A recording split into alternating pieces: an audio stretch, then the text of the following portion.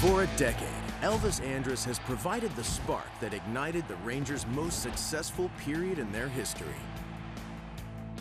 We've seen him grow, from a rookie who announced his big league arrival with flair, Andrus sends one in the right center field, to the veteran leader who makes the big play when it's needed most. Base hit, and that'll do it. And the Rangers have walked it off on the Royals. He is the consummate professional, but not afraid to have a little fun, too.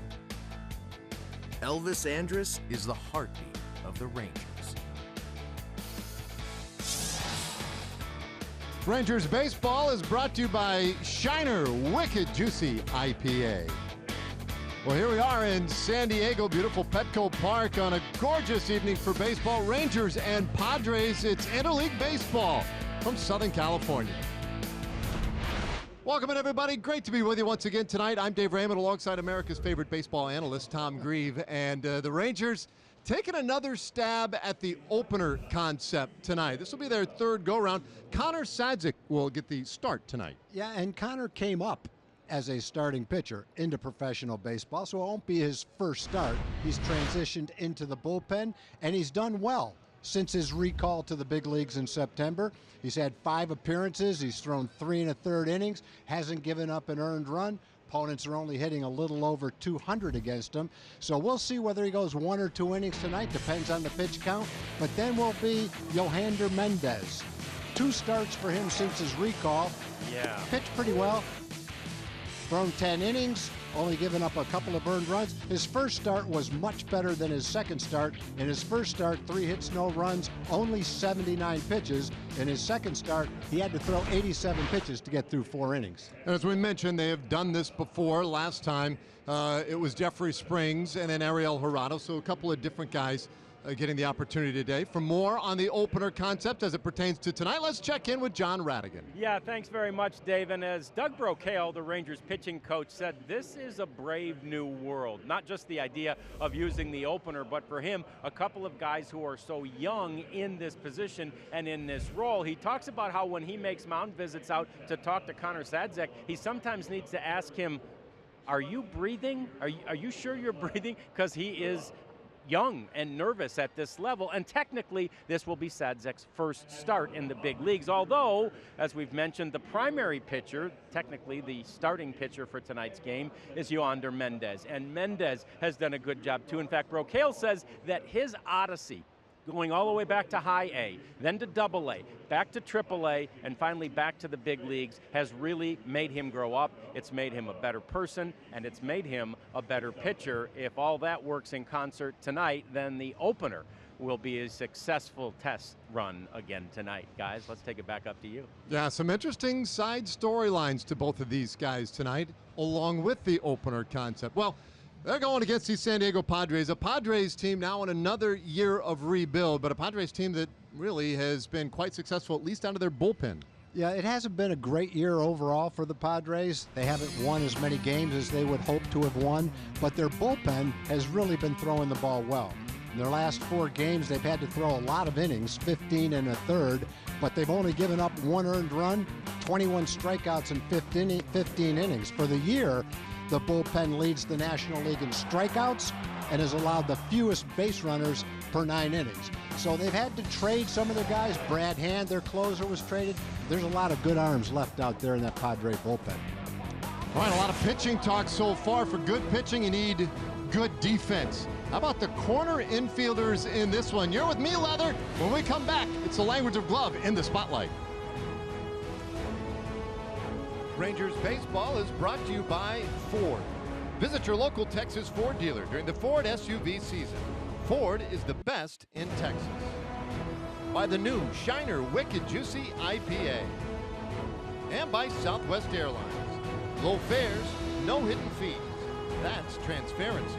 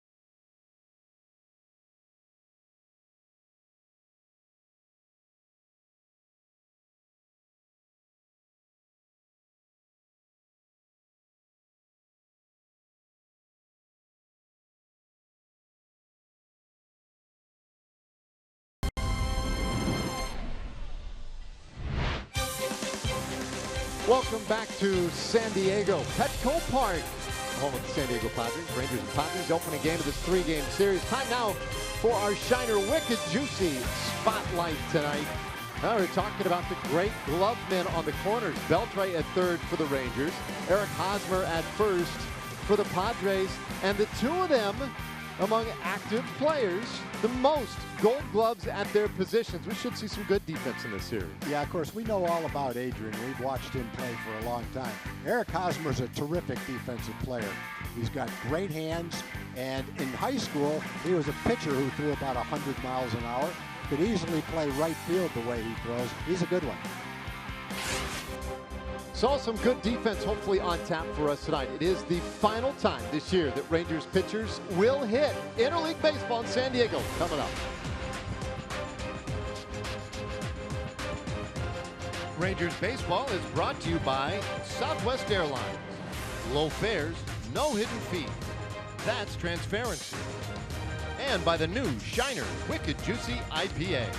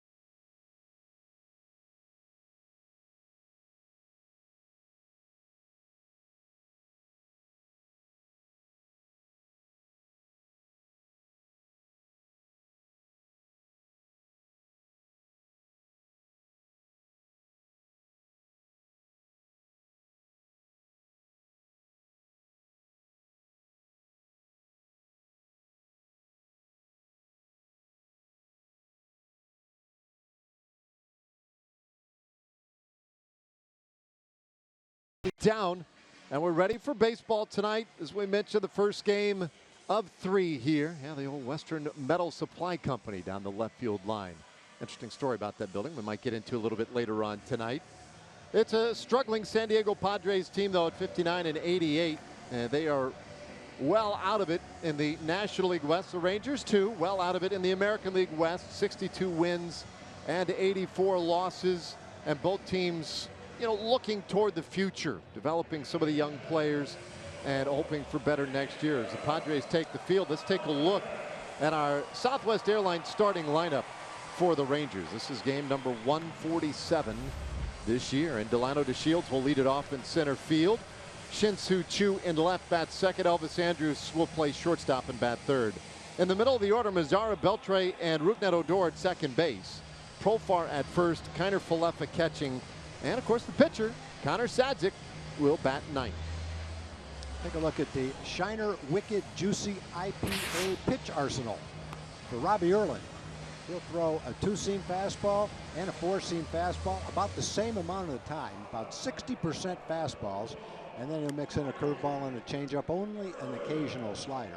So a lot of fastballs, good curveball, and a changeup. Padres defense is brought to you by Jack in the Box. Hunter Renfroe in left field, Franmil Reyes in right field. Manuel Margot will play center field. In the infield, Will Myers moving over and playing third base. Freddie Galvis is at shortstop. Jose Pereira is at second. Eric Hosmer, free agent signing. Excellent former Kansas City Royals first baseman, will play first, and Francisco Mejia is behind the plate. So as we mentioned, this is the last of the interleague play this year for the Rangers. And we talk about interleague play. For years, it seems it has been dominated by American League teams. Not the case this year. A lot of National League talent this season, a very top-heavy American League, and it's led to the National League with the advantage by 14 games so far. They've hit for a higher average, hit for better power. The American League a little better on the bases, and then the National League a slightly better ERA. Well, that's just the inverse of what we were used to seeing, let's say, for the, I don't know, previous 100 years. It was always the National League running and the American League slugging. And the American League winning. Well, see if the Rangers can turn that trend back on its ear tonight. Jeff Bannister, there's Andy Green, the skipper of the Padres. And Delano DeShields ready to lead it off. First pitch to him, very high, ball one, and we are underway.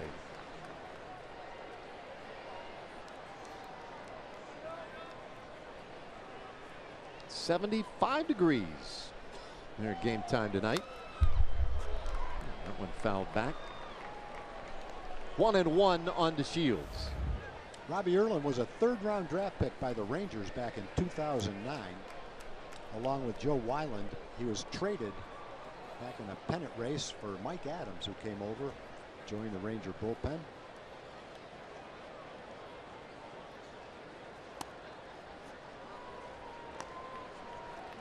He's coming back from some Tommy John surgery. 2016, he only pitched 15 2/3 innings in the major leagues, and then last year he didn't pitch at all. So it's been a long road back for him. He's feeling pretty good about where he is right now. Well, still just 27 years old. This is his 10th start of the year. He has also pitched out of the bullpen some 25 times this season.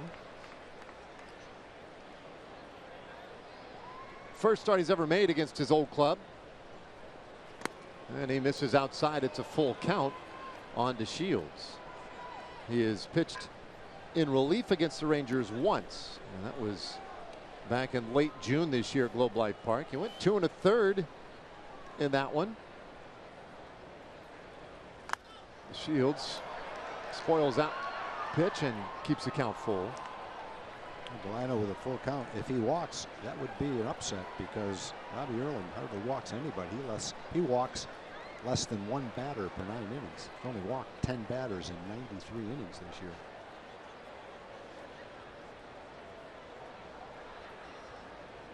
There's payoff on the way. And this one right back up the middle. That's a base hit. Delano really nice at bat. 7 pitches before he eventually singles to center. All right, time now for Shin-Soo Choo taking on the San Diego Padres, brought to you by AARP. Last 10 games against the Padres, Choo at .389 with an OPS over 1,000. Let's see if he's able to continue that little trend. 1 for 3 Wednesday with a walk in the final game of our series in Anaheim.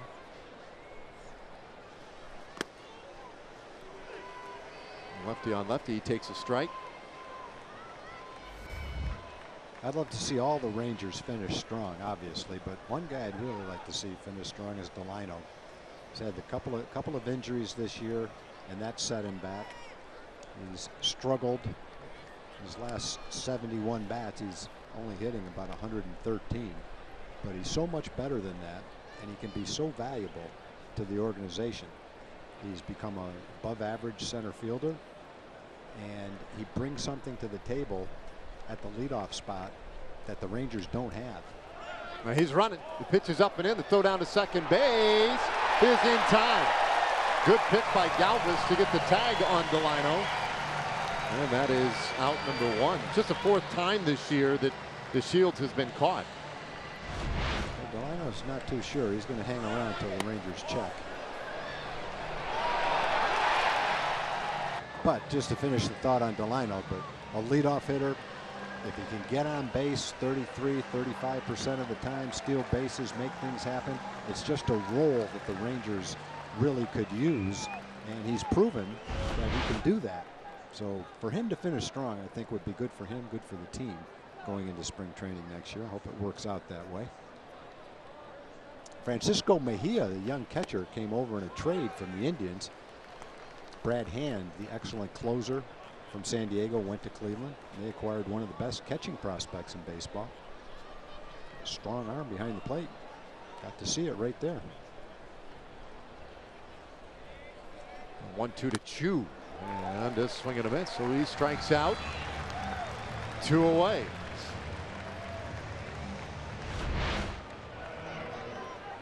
Good fastball right on the outside corner. Well located. And you'd have to think a guy that walks less than 1 per 9 innings can also command his pitches pretty well too, which he did right there with a good fastball.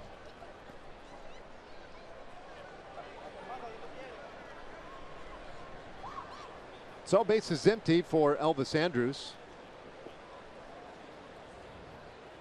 Erlin's first pitch, and this one fouled over to the right side, out of play. Elvis, 261 average, 6 homers, and 31 RBIs. You talk about a guy who's had his season interrupted by injury. Andrus, his first ever trip to the disabled list this year, and he spent 2 months there. 1-1.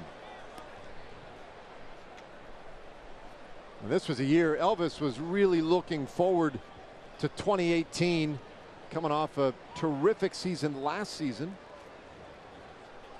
Hope to maybe even improve on those numbers, but it wasn't to be. And in fact, he told me in the offseason one of his big goals was to get back to stealing a lot of bases, was hoping for a 40 steal season, but with 2 months out, not going to get anywhere near that. Recently turned 30 years old. The 1-2 pitch, he swings and misses, strike 3. So Erlin pretty strong, top of the first inning for the Padres. And now Connor Sadzik out to make his first big league start.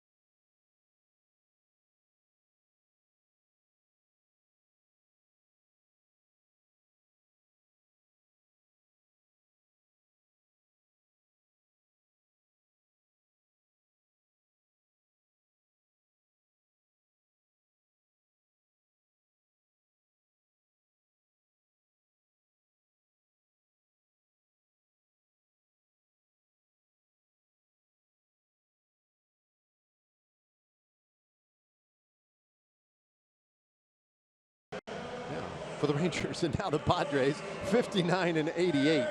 Mentioned earlier, they're out of it in the West. 22.5 games back of Colorado and eliminated from postseason contention. We take a look at their starting lineup. Francisco Mejia will lead things off. Will Myers at third base, bat second. Hunter Renfroe on left. It's Hosmer, Franmil Reyes in right field. Freddie Galvis the shortstop, and then Perella, Margot, and the pitcher Robbie Erlin rounding it out. All against Connor Sadzik. It's probably a little bit unusual for a young catcher to be called up to the big leagues and lead off. Didn't think that's happened very often. No, and this is just his 8th game in the big leagues. His 4th start behind the plate. And you mentioned earlier one of the really bright prospects and one of the top catching prospects in recent years. You see the numbers, 5 for 19 to get to that 238 average. Trades tend to work out well for young players because they're going to a team that sometimes is rebuilding, like the Padres, and he can grow up with the young players the Padres have.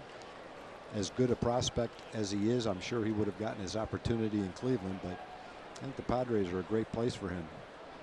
Come here, be a regular catcher. They've got really good farm system, other young players that'll be joining the Padres over the next year and a half, and so he can be part of that. Great reputation as an offensive player. He's just 22 years old. He takes up and away. 3-0 the count. He's a switch hitter, but he only began switch hitting like 4 years ago. He was 16 years old in the Dominican when his coach told him, well, why don't you try hitting from the other side as well? Improve his game a little bit. He's a small guy, not a real big catcher. And it felt like, well, if they could add something else to the offensive repertoire, that might help in his case. And indeed, as we pointed out here, he has become now one of the top young players in this organization. Sadzic's 3-1. And that is off the plate. So Mejia takes the walk.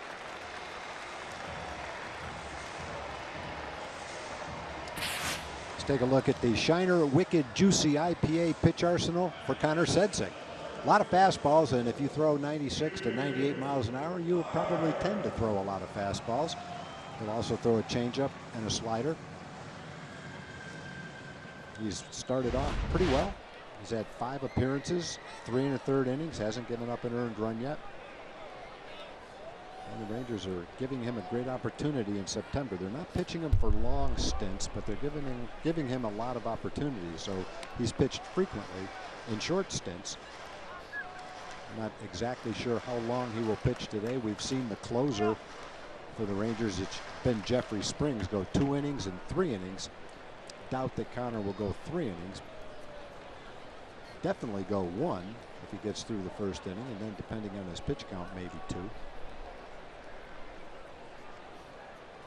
26 years old. Checks in on Mejia, not going anywhere. So his first major league start, 6th overall appearance in the big leagues. Originally an 11th round pick back in 2011.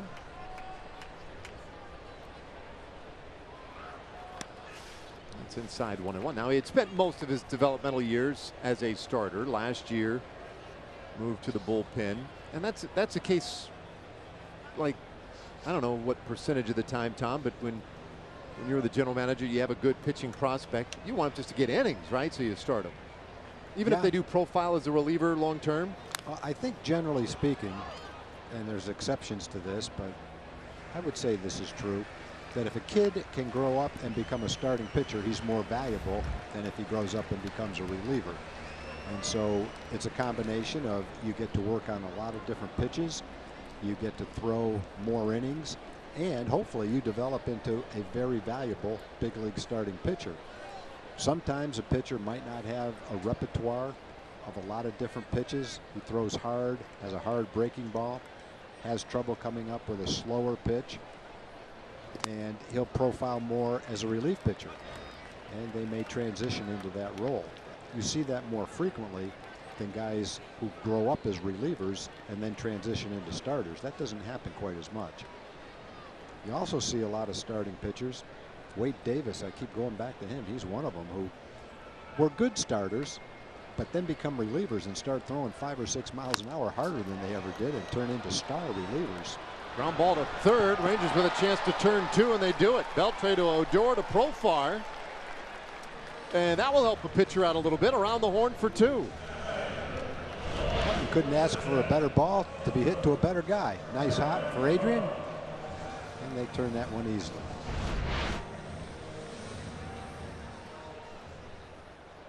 We just talked about all his Gold Gloves, 5 of them, most of any active third baseman. Fitting that Beltre would turn in a double play in the first. Now Hunter Renfroe Renfroe hitting .258 for the year with 22 home runs. And that one called a ball. It looked like a pretty good pitch.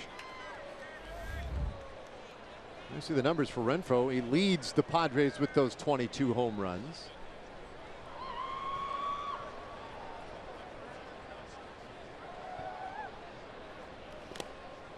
One and one the count.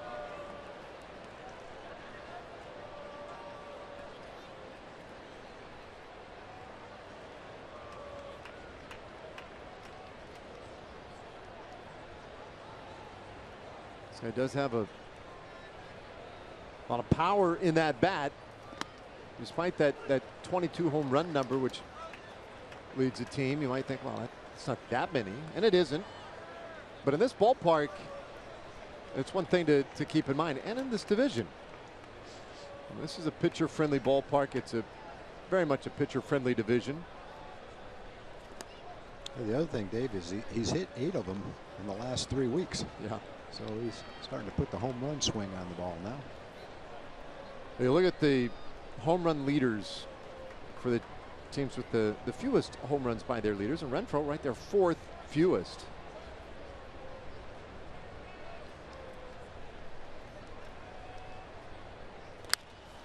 Bouncer third base, and Beltre will take care of Renfroe for a quick bottom of the first. So neither team able to get anything going in the first inning. We're scoreless to the second.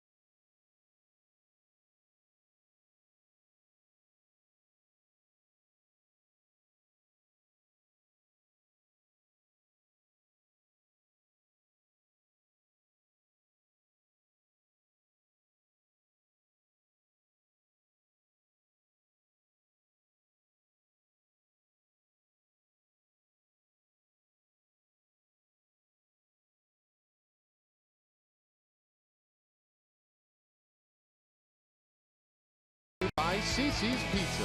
Head to CiCi's Buffet for new endless pan pizzas available in Meat Eater and Supreme. Well, beautiful night tonight here in San Diego. We go to the second inning. Omar Mazara, Adrian Beltre, and Rougned Odor. Now, Robbie Erlin, nice job in the first inning for him. The former Ranger deals high to Mazara, ball 1.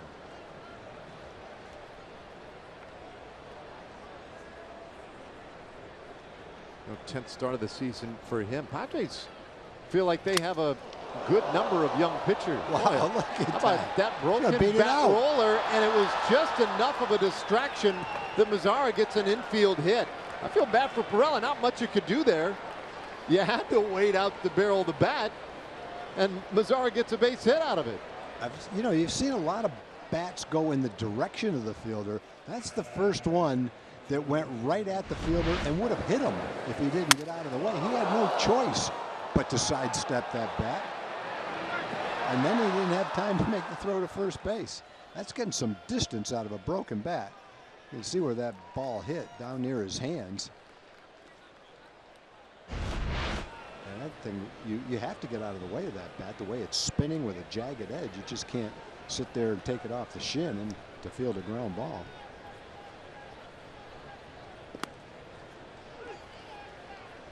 Well, first pitch strike to Adrian Beltre.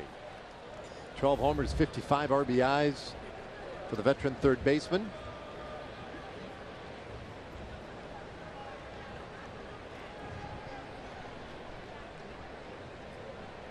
Mazara not much of a distraction over at first. Beltre takes strike two. Well, Adrian's fallen on some hard times lately. Hitless in his last 13 at bats. Went 0 for 11 in Anaheim. A place where in his long 21-year career he'd had a lot of success.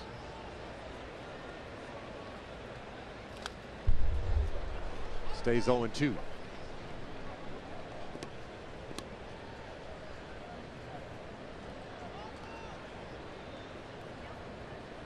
Even with that cold stretch, 4 home runs in the last 11 games for Adrian. Mazara off first. The pitch way inside. That one gets away, in fact, to Mazara. Will scamper to second base. A wild pitch.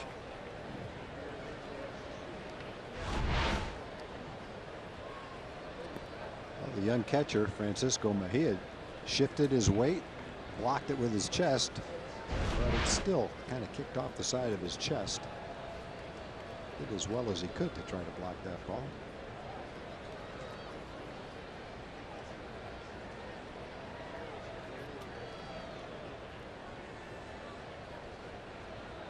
Mazara with a small lead off second base now, and a curveball swung on and missed. Beltre strikes out. That's 3 strikeouts for Erlin now. He has a good combination of pitches. His fastball not overpowering velocity wise, but he has excellent command with it. Not really a strikeout pitcher. Struck out 75 in 93 innings. So far in this game he is, though.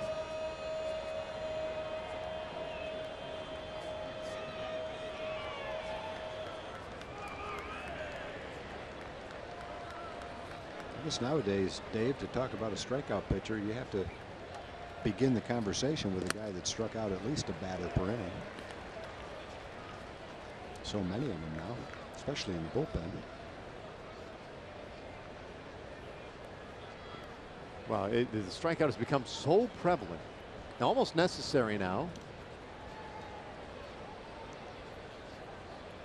And you're right. I mean, it was once a good strikeout per 9 ratio. Let's call it 7 strikeouts per 9 would have been pretty decent. That's almost laughable. Yeah, he now. pitches to contact. Yeah, he's a sinker. He's a ground ball pitcher. Yeah, it's crazy. Strikeout totals have gone up every year for 10 or 12 years. I don't know the exact amount of years, but it's over 10 years.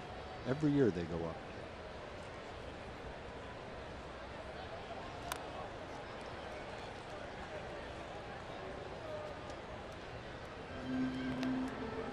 Wanted to the count on Odor. Let's see, Rugi with the 18 home runs, 63 RBIs. But like a lot of these Rangers hitters, they have kind of hit a rough patch lately. In Odor, the last 19 games, hitting 187. That's still, even with that long stretch of rough times for Odor, he still has some of the better numbers of all hitters in the American League since the All-Star break. The second half has been good to him.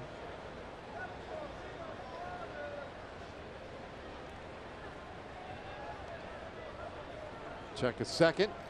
Odor lays off that one, 2-2.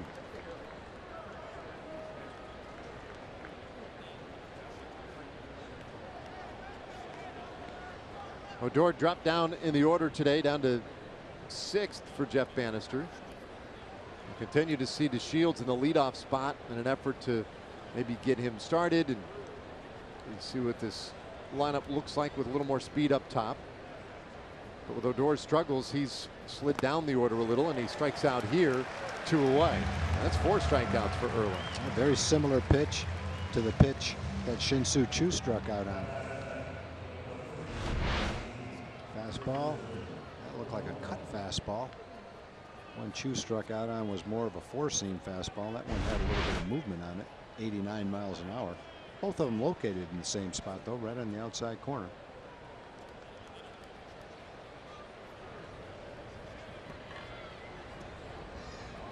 So now Jurickson Profar.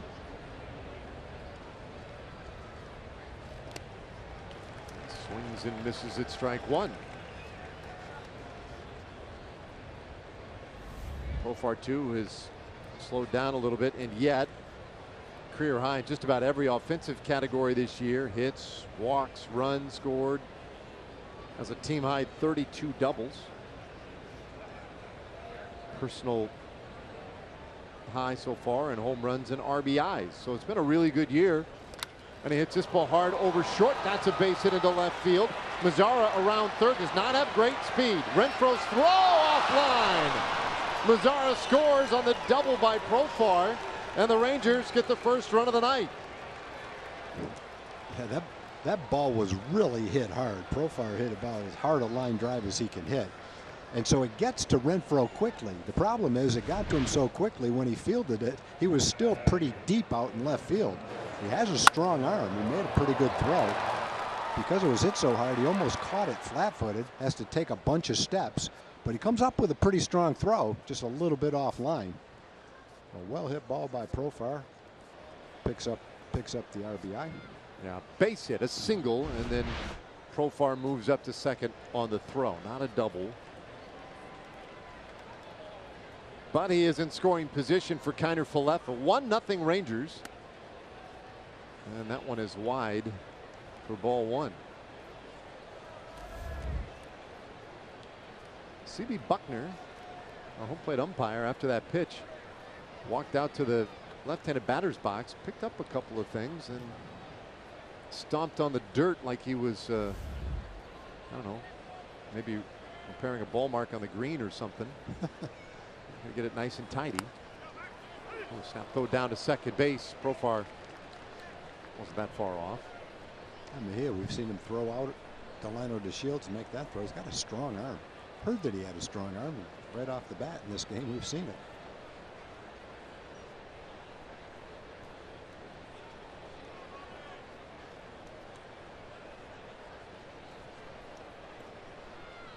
So 1 ball, 1 strike.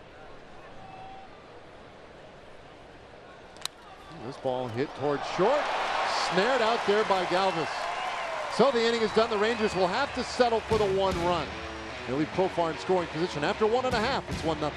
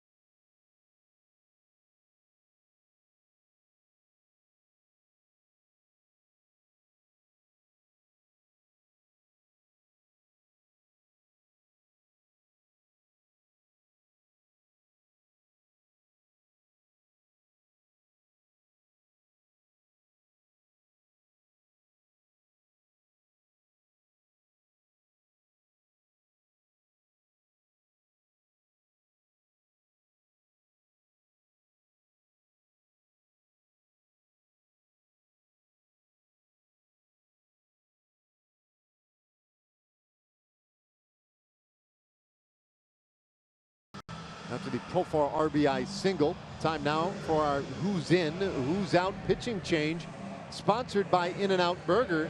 Well, Connor Sadzik is out, and Yohander Mendez is in for the Rangers. Take a look at his pitch arsenal.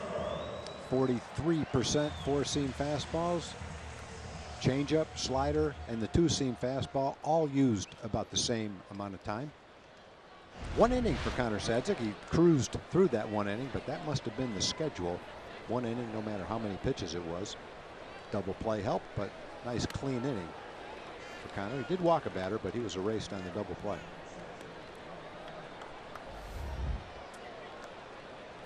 Of course, Sadzik can't get the win.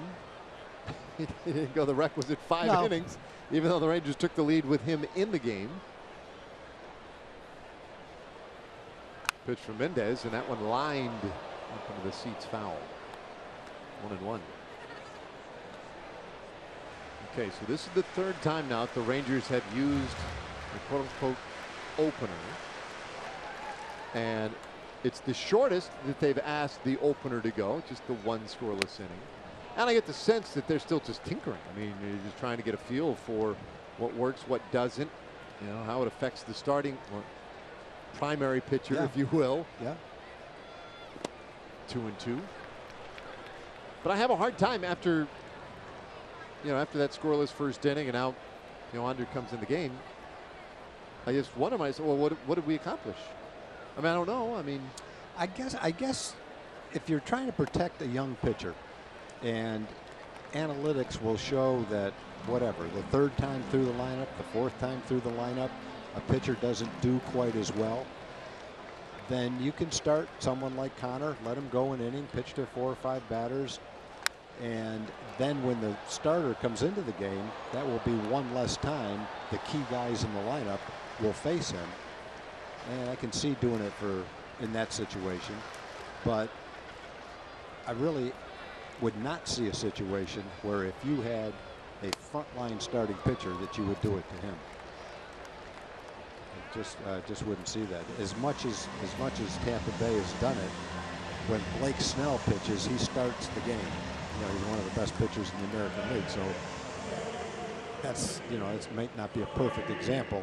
You know he's going to start, but I think even your second and third starters, if they're very competent guys who you feel very comfortable, can go 6 or 7 innings, then I don't know that would be something you'd want to use. But maybe for the 4th and 5th starters, or for a young starter, you're trying to limit his innings, that might be a distinct possibility and a way to utilize it. And Jeff Bannister's been pretty upfront about all of it. You know, we're trying to figure it out ourselves and trying to see how it works, what it looks like. Is Franmil Reyes the hitter now? Big, strong, right-handed hitter, and he hits this ball hard over short. And Reyes with the first Padres hit of the night. They have 2 men aboard. You know, to show you how much things have changed. Take a look at Franmil Reyes' line drive, very similar to the one that Jurickson and Profar hit. Got a curveball out over the plate, drilled it into left field. To show you how much things have changed, I can go back to the early 80s when I was working in the farm department, and the legendary Paul Richards was a consultant for us. And I used to spend a lot. He came to every game. I would eat dinner with him. He came to the instructional league. He came to spring training.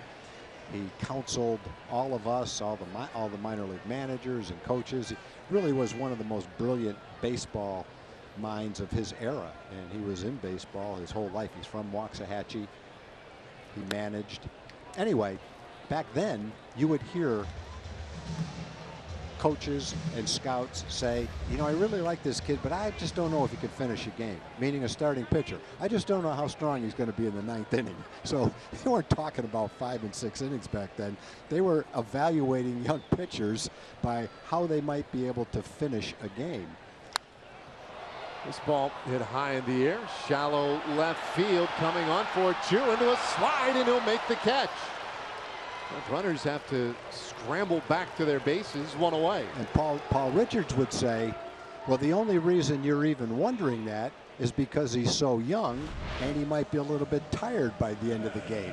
If you let him start in the 3rd inning and throw 6 innings, then you can find out if he has what it takes, the mental toughness, the fortitude to pitch in the 9th inning and finish a game. So there's another example of Paul maybe being a little bit ahead of his time, because he was talking about using a opener way back then in the early 80s. Wow. But he wasn't talking about using one so that they would avoid a guy through the lineup. He was thinking, all right, pitch 2 or 3 innings, then bring that young starter and let him go 6 2/3, throws 120 pitches, and then we'll see what he looks like in the 9th inning. But don't judge a young kid based on throwing 115 pitches and he's in the 9th inning and he's a little tired and he doesn't have a good 9th inning. That's not fair to the kid. But anyway, in 40 years, the mentality and the way pitchers are used has dramatically shifted since back then. I can remember when Craig Wright joined our team as a sabermetrician. Eddie Robinson hired him back in the early 80s. I believe we were the first team that had a full-time sabermetrician. And one of his first assignments was try to determine the best way to use young starting pitchers in the minor leagues as far as pitch counts go. How can we keep from having injuries? And so we've spent a lot of time trying to come up with some kind of a formula that would protect young pitchers' arms. And the numbers, I can't remember the exact numbers, but it was something like you can't throw 110 pitches 2 straight starts. You can never throw over 120 pitches. Those are numbers that aren't even thrown in the big leagues nowadays, let alone in the minor leagues. And maybe back then, even with some type of analysis, our pitch counts were a little bit high. But it really shows the difference between the way pitching was looked at back then and how it's looked at back now. And it doesn't mean, and I'm certainly not trying to say one way is right and one way is wrong, but things evolve in baseball and things change. I got a feeling if you asked Doug Brocail if he was a young starter how he wanted to be used, he'd say, leave me in and I'll let you know when to take me out. Time called as Perella backs away. And part of it is, in today's game, and I think you can go back probably to the 90s, late 90s maybe, when we started seeing teams really work on trying to knock starting pitchers out of the game by deep counts.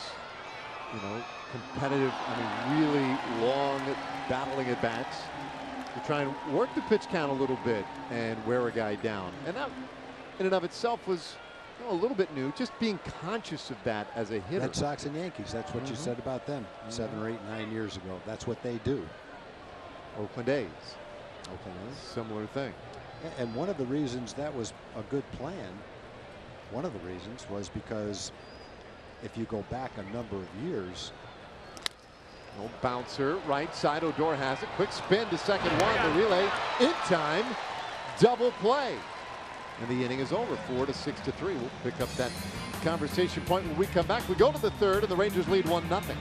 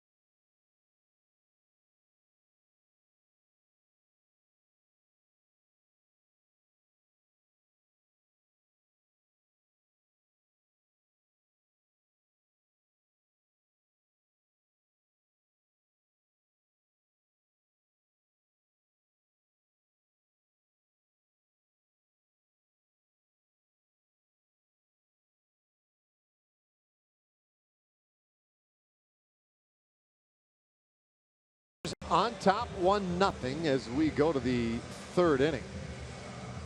And Erlin is still out there doing his job. Yohander Mendez will lead things off. There's another thing. A National League game. Had they gone ahead and stretched Sadzik a second inning, then you could ostensibly pinch hit for Sadzik here and then put Mendez in this spot. That changes the dynamic a little bit when you start talking about the openers. But Mendez, his first career plate appearance. And he's looking for the first Rangers hit of the year for a pitcher. But in a hole 0-2.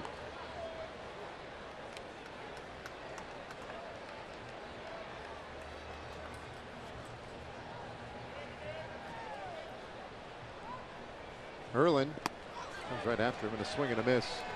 Strike 3. So 1 out here in the third inning. Anyway, so last inning we were talking about that,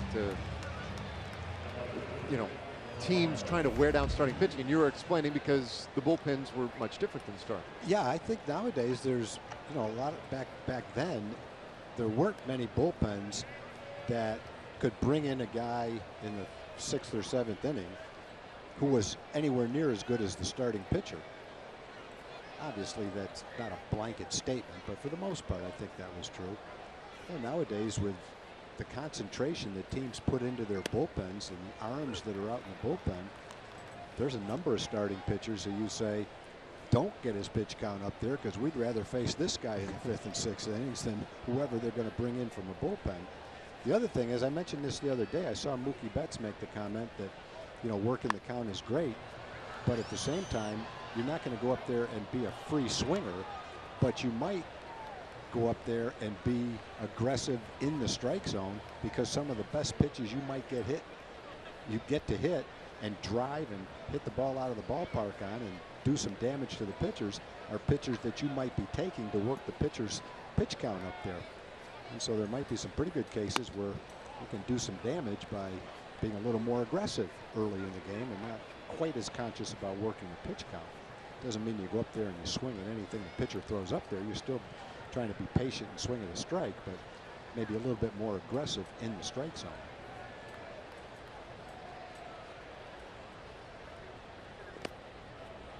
Down low, 2 balls, 2 strikes to Delano DeShields. The Rangers saw it the other day on the day the Angels used the bullpen day. Pretty much every guy they brought in was throwing really well. And there was 8 pitchers used that day. High pop up, right side heading foul, and Hosmer able to track it down. There are 2 away. We talked about Hosmer when we did the spotlight right before the game started. He's a terrific defensive player. I think he could have been an outstanding right fielder because he's got a real strong arm. Great hands for a first baseman, accurate arm. He's won Gold Gloves. No problem with that pop-up hit directly over his head.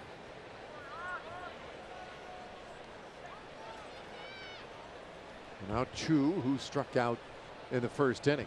I think in the old days, when the bullpens were maybe a pitcher shorter than they are now, you'd have a good pitcher to close the game out, and maybe a pretty good setup man.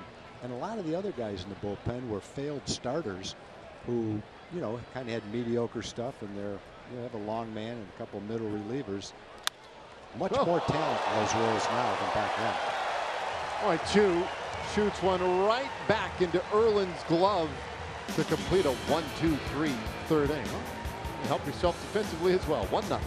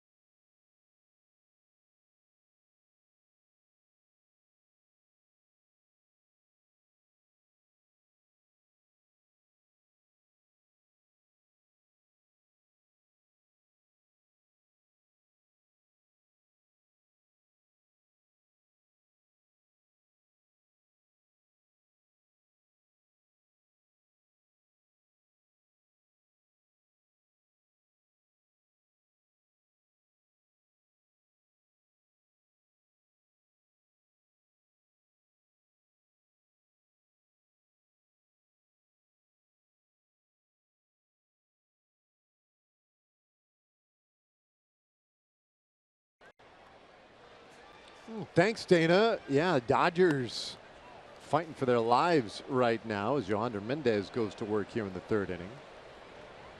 Look at the wild card division in the National League. Dodgers a game back of St. Louis.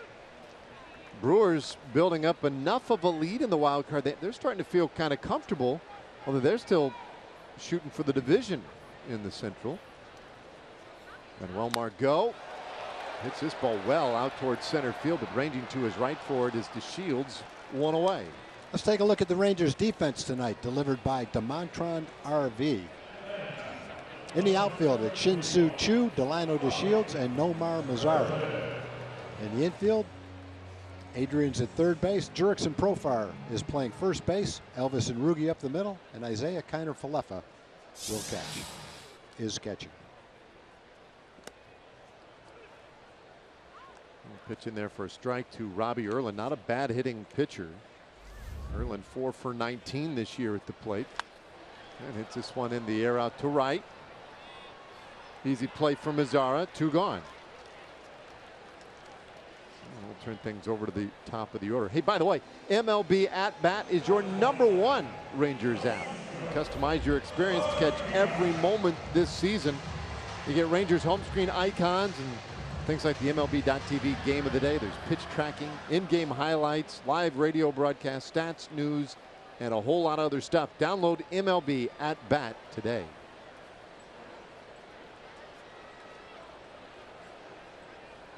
Well, Mejia walked in the 1st inning, was doubled off, and he takes the strike. Pardon me. That one called a ball. Dave, before you got here, we used to do cookie talk. Yes. And just got to be a little bit too much, and we were asked to stop doing cookie talk. But I'm going to bring it back. A little blast from the past here on the road. And I'm going to thank. You're going to have to wait and see who I'm going to thank. I'm not going to do it right now. You're going to have to wait and find out. Odor takes care of Mejia. And we go to the 4th inning. It's still 1-0.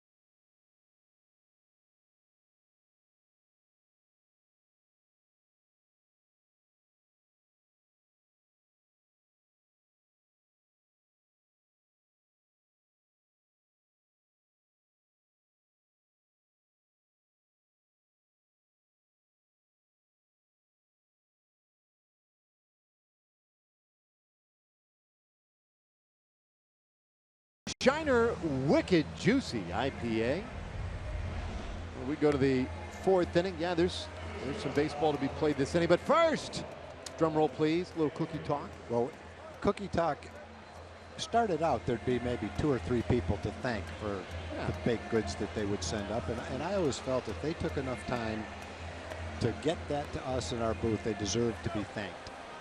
But eventually it got to the point where there were over 10 or 12 things a day. And once it got to, we couldn't do it all in one inning and had to go to the next inning, it really just got a little bit too much of a burden.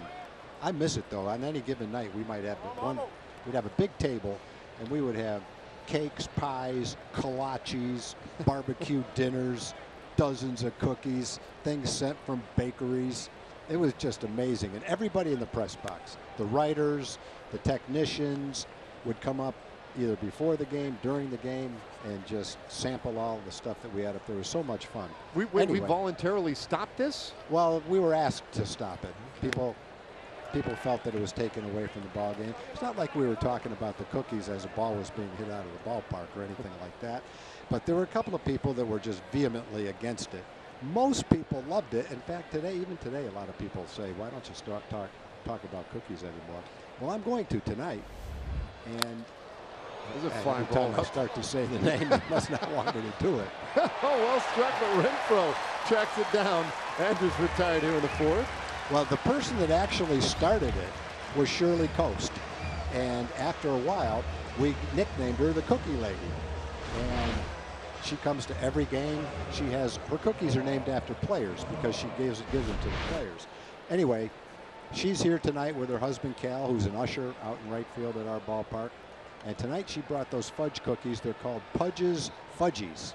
She has Mench's for Kevin Mench. She has all sorts of different names for all the cookies. But she started it way back when, and she's here tonight. So even though I know you can't hear us, Shirley, you'll have a lot of friends back in Dalworthington Gardens who will hear our show tonight. And they'll let you know how much we've appreciated all the generosity that you've shown toward us over the years. So thank you very much for that. Yeah, those fudge cookies were good tonight, too, There's so many people right now going, oh, man, I miss Cookie Talk. I wish they'd do that more often. Other people are going, you idiot. I hated that Cookie Talk. I had a guy at a Rotary Club one day when you do the question and answers at the end of it. Fort Worth Rotary Club, probably about 200 people there. And I could see, the guy slouched in his seat. I could see he was going to ask a tough question, but hey, that's the way it goes. So I said, yes, sir, can I help you? And he said, didn't say Tom or anything like that. He just went, do you think anybody cares what you eat during a baseball game? I said, well, there's some people that do. I can tell by the tone of your voice that you don't. So I suggested to him that when he hears it, get up, go out, get a beverage, come back, we'll be done. You won't miss anything. It's not going to be that big a thing. Show a little patience, but a lot of people were dead set against it. So for all you people, take that. One out here in the fourth. And again, the fudge cookies were really good. Yeah, and it's not like she cooked those in her hotel room. She cooked those cookies, brought them in her suitcase, and went out of her way to give them to us. So the least we can do is thank her for it. Well, Erlin continuing to deal here. 6 strikeouts so far tonight for him. And with the bases empty and 2 out, he will look at Adrian Beltre.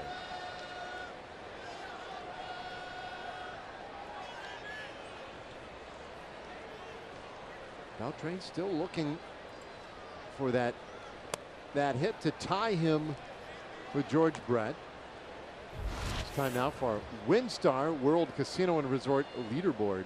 How about Beltre's interleague ranks? You'd expect this with a guy 21 years in the big leagues. I mean, he leads the world in everything interleague. 362 interleague hits, all the games, extra base hits, doubles, total bases. A chance to add to some of those numbers right here. And he takes low. 3-0.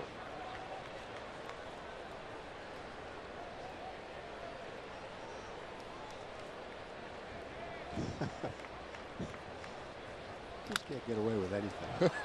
Little roller up the middle. Galvis throws out Beltre. My wife just texted me. She said the cookie lady lives in Pantego, not Dalworthington Gardens. To the bottom of the fourth.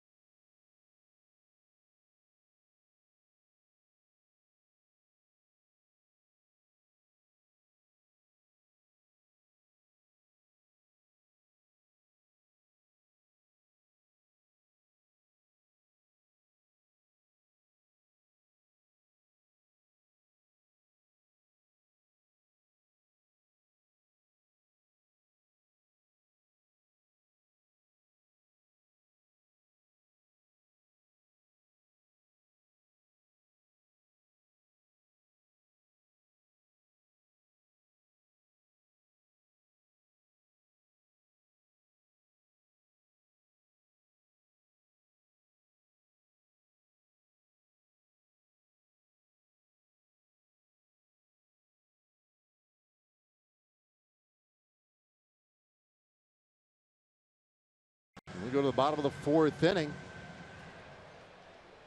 It'll be Myers, Renfroe, and Hosmer due for the Padres. And as Mendez wanted to go, Will Myers is backing out. There we go.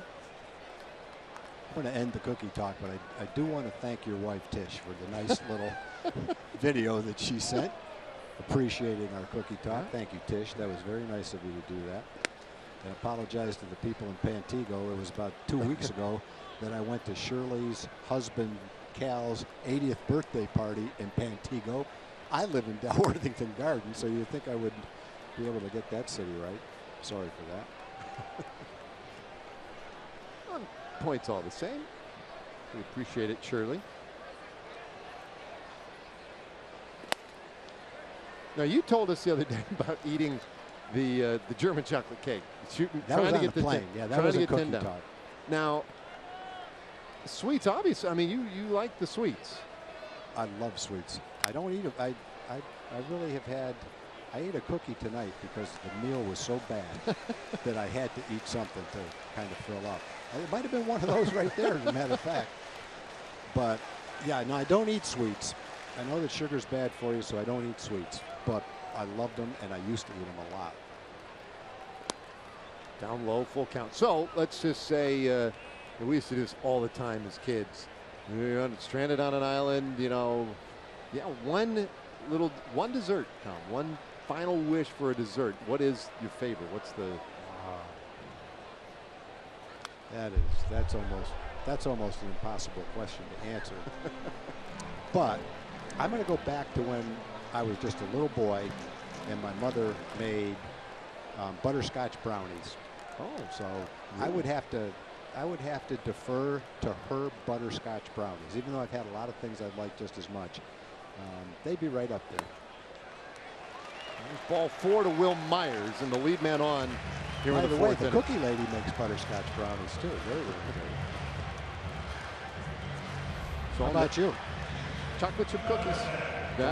Almost any chocolate chip cookie is always going to win. If it was something that I got in a bakery, it would be a chocolate eclair with cream in the middle. That would be right up there. In the old days, I promise you, after saying that, when we got back to Texas and we did the game on Monday, there would be at least a dozen chocolate eclairs there sent from different people. It worked like it was just magic. Well, Myers, by the way, at first base, he can run a little bit. He's 9 steals this year and 9 tries. So Mendez will keep an eye on him. Hunter Renfroe, Padres' best power hitter, and as you pointed out earlier, the guy may be swinging the bat the best right now among these San Diego Padres. And he takes a strike. It's 1-1. As they look to become a contender, I think Hunter Renfroe is one of their keepers, one of the guys that they can envision in the middle of their lineup. Will Myers, and obviously Eric Hosmer. They gave Hosmer a huge contract, 6 or 7 years in length for a lot of money. Hosmer, I think, is 28 years old, so they envision him being the backbone of the lineup, backbone of the team in his prime years as they become a contender. The young players start to get here. Renfroe hit 26 home runs last year. 1-2 pitch. Ooh, kind of looking forward to seeing Fernando Tatis's son. Yeah. Evidently, he's their #1 prospect. Fernando Tatis played for the Rangers. He was a great young player, prospect for the Rangers. Got traded to the Cardinals. And in one game, hit 2 grand slams in 1 inning. That's pretty good. That's pretty good. That's a good week in that 1 inning. Toss over to first. Myers back in there again. Now they've got a healthy pipeline of really good young talented players on the way here in San Diego. And they knew this year would be another rebuild. Off the end of the bat, foul by Renfroe. No, the amazing thing about, one of the amazing things about Tatis's 2 grand slams in 1 inning, yeah, they came against the same pitcher Chan-Ho Park. Imagine being in the game long enough to give up 2 grand slams in 1 inning to the same hitter. I mean, that's a long inning. He probably hit one right off the bat in that inning. A couple base runners, bang. Couldn't get anybody out. Comes back around, and he capped it off with another one. So as good a night as that is for Tatis, that's a season crippling inning. Yeah, for Chan-Ho Park. That would be awful. 1-2. A swing and a miss. Renfroe strikes out for the first out here of the 4th. Good fastball right there. 93 miles an hour by Mendez. Up and in. Had some good location. You want to get a guy tied up and swing and a miss. He didn't come close to hitting that pitch. Now Mendez, in his first start back against Minnesota, went 6 innings, 3 hits, no runs. And in 6 innings only threw 79 pitches. He had good stuff at Oakland, just couldn't locate the strike zone often enough. He only gave up 1 hit, but it was a 2-run homer to Chris Davis, and he had to throw 87 pitches in 4 innings. The stuff was fine, the command wasn't quite as good. I think what the Rangers want to see in September from him is they want to see stuff that can get big league hitters out, and so far so good. In the 2+ starts that he's had, I think he's starting to show that. Small sample, long way to go, but a good start. Gets a little help from third base umpire Chris Conroy. Let's see. Yeah, he will. 1 ball, 1 strike on Eric Hosmer. You mentioned the contract for Hosmer, 8 years. 8 years. Wow. $144 million. They have him signed through the 2025 season. And a bouncer right side of the infield. Odor back to second, 1 and off the hop. Andrus able to turn the double play, 4-6-3. Nicely done. So we go to the 5th inning tonight. Rangers still up 1-0.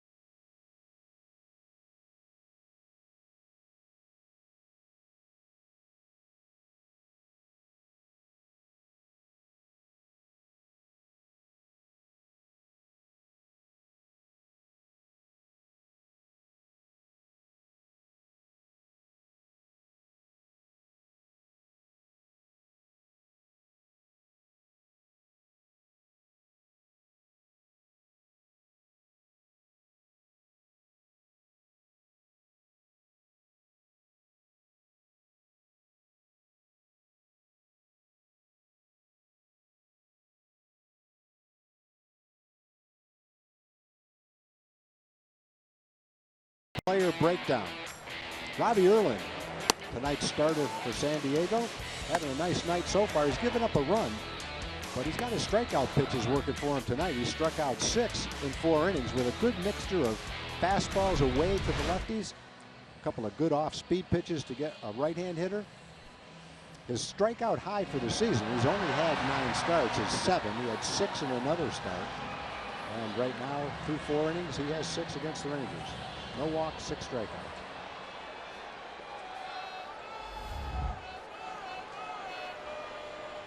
Well, he has retired 7 in a row. And we'll look at Odor to start this 5th inning. Rugies struck out in the 2nd, 0 for 1. Lefty on the lefty. And a fastball just up and away for ball 1. Well, the Rangers with 3 hits so far. Padres with just 1. That pitch has been tough to the left-hand hitters. Little cut fastball on the outside corner.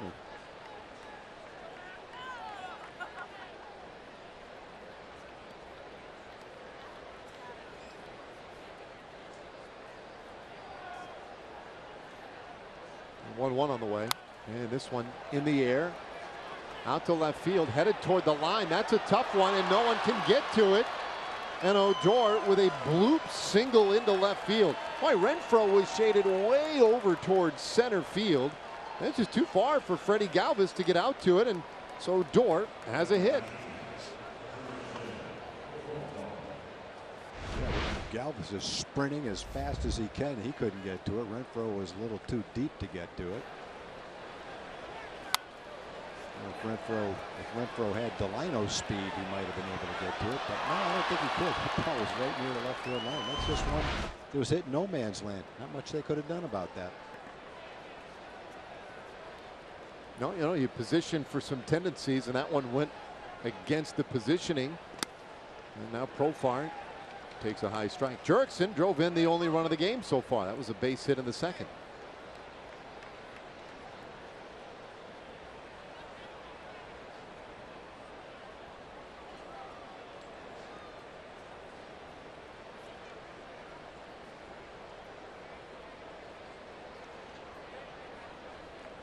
Merlin's one strike offering. Bouncer through the left side. That's a base hit. Odor stops at second base. Profar 2 for 2. Well, Rangers finding some holes here to start the 5th inning. A blooper to left. And then Erlin got the cut fastball in nicely. Fastball right in on the fists.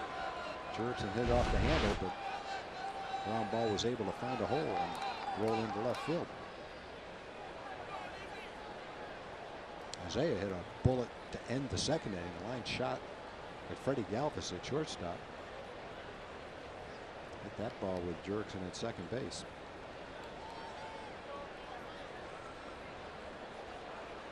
Now Kiner Falefa. Isaiah 0 for 1. His line out went to shortstop in the second inning. It's the other thing, the Rangers have lined out twice on the infield. Some rockets off Erlin that have found the gloves. When you look at the batting averages against left-handed pitchers this year, and Kiner Falefa 5th in Major League Baseball with that average at .406. Franmil Reyes in the lineup tonight for the Padres, a shade better.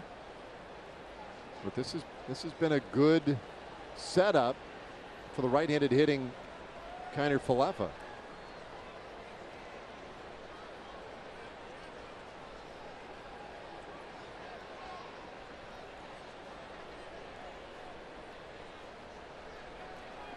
He'll take low, 1-1.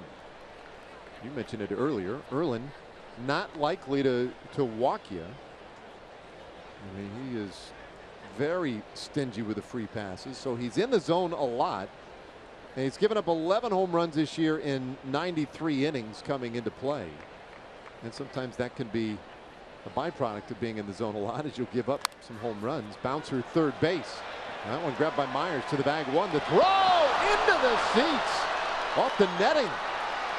Around third base, Profar. He's headed to the plate, and he's in there. Kiner Falefa to third, and they'll get him there.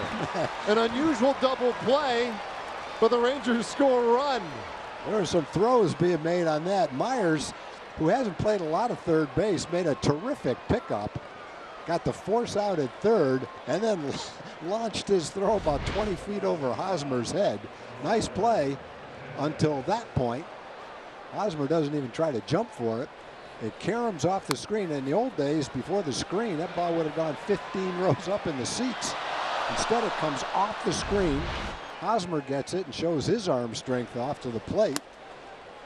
But Profar beat the throw to the plate, and then Mejia threw a bullet to third base to get Kiner Falefa. That was a fun play to watch. That's a fielder's choice and an error. No RBI. Ground ball third base, and the throw to first in time for the final out of the inning. Oh, it's like arena baseball. off the netting. You don't know what's in play and what's not. Wakamatsu asked it upstairs and not going to challenge that play at first base. Inning done. Rangers lead 2-0.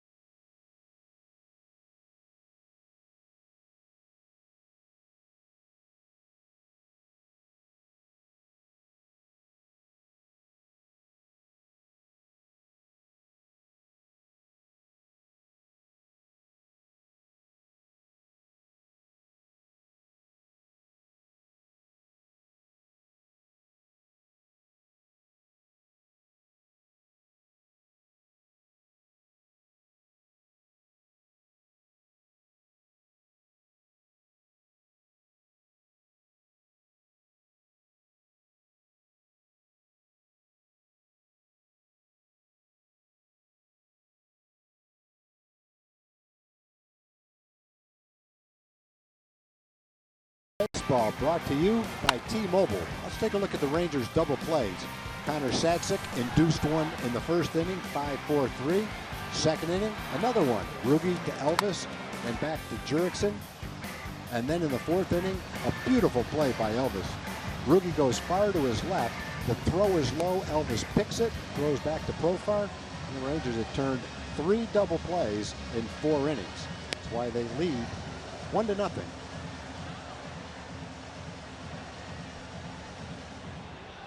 So now bottom of the 5th inning. Or should I say 2-0. They led 1-0 after 4 innings, but then they scored another one in the 5th. On one of the craziest double plays you'll see in a while. There were some throws being launched on that play. So Yohander Mendez. He will face Fanmil Reyes. We'll start things off here in the 5th. Reyes fouls the first pitch back. He is our TXU Energy power player to watch, and he hits home runs with some frequency once every 13.5 at bats. Reyes with 15 home runs this year, 24 RBIs.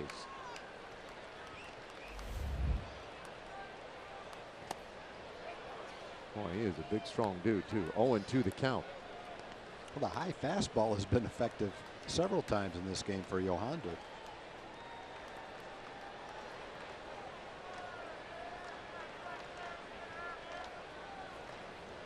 Mendez to the plate, 0-2. This one high in the air, out to medium deep right field. Mazzara will take care of it, and there is one away. And so here comes Freddie Galvis, who has started every game this season at shortstop for the Padres. Every game. Now there's talk that he may not start tomorrow. They may instead give a start to a rookie. So we'll wait and see on that. But I saw in their notes, no one in the National League in Major Leagues has played more games or more innings than Galvis. He has been a steady regular for them, the switch hitting shortstop, and that one inside, 1-1. How about this one? Prior to this inning, Yohander Mendez had thrown a first pitch strike to only one hitter. The pitcher, Robbie Erlin. Count 1-2 on Galvis, but he had come back on the next pitch of every other at bat and gotten a strike to even the count. Kind of weird to have a little success falling behind everybody 1-0. He looks really focused tonight. He's not wasting any time. He's getting the ball, bearing down on the sign, not taking extra time, and going right after him. There you go. Perfect example. He strikes out Galvis for the second out in the inning. Okay, time for a Chevy game break. Let's check in again with Dana Larson.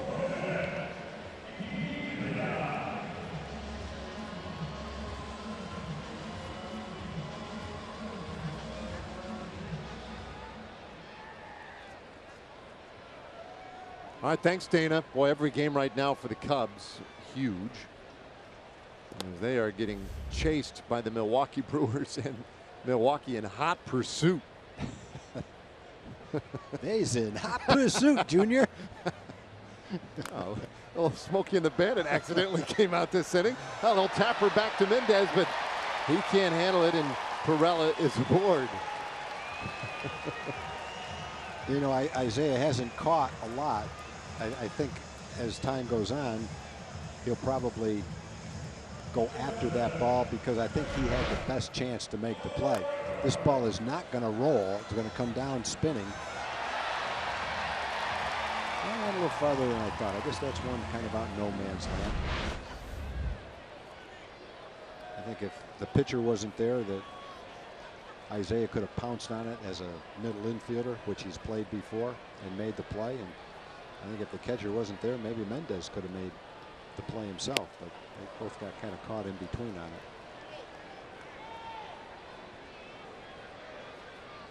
Strike to Margot. 0-1 the count.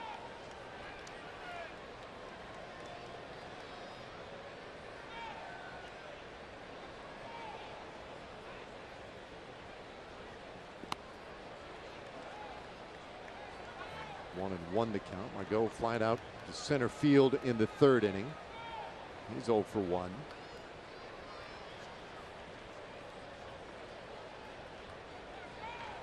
And he's had a bit of a career year. 26 doubles this year, career best.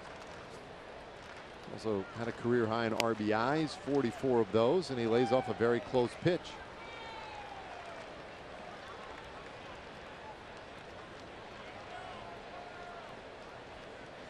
Two and one.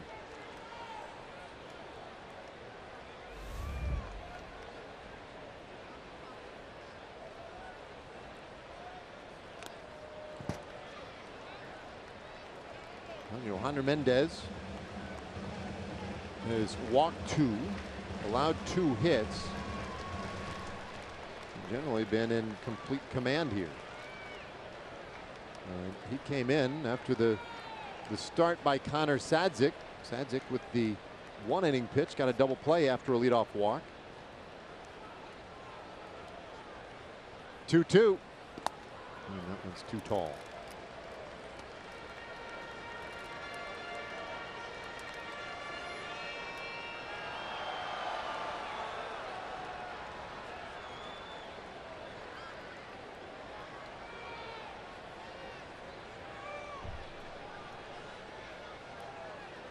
Margot swings and misses a breaking ball, and he strikes out. Mendez with a couple of punch outs in the 5th. We're through 5 innings tonight here in San Diego. Rangers lead it 2-0.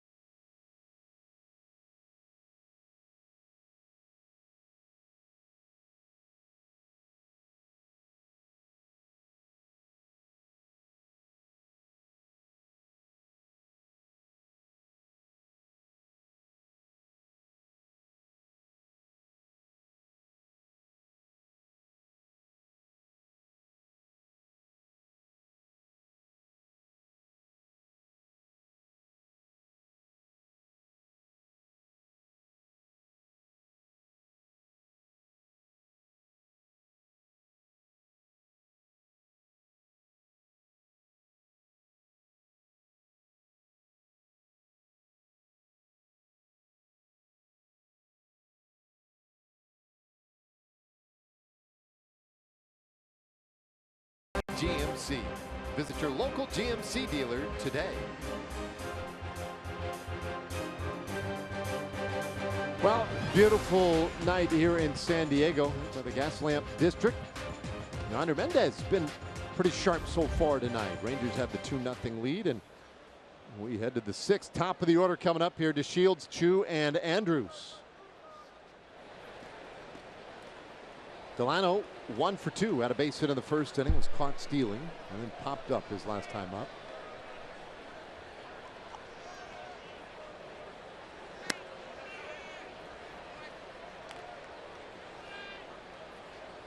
Now to Shields at 2:06 up to the minute. The average up a point tonight.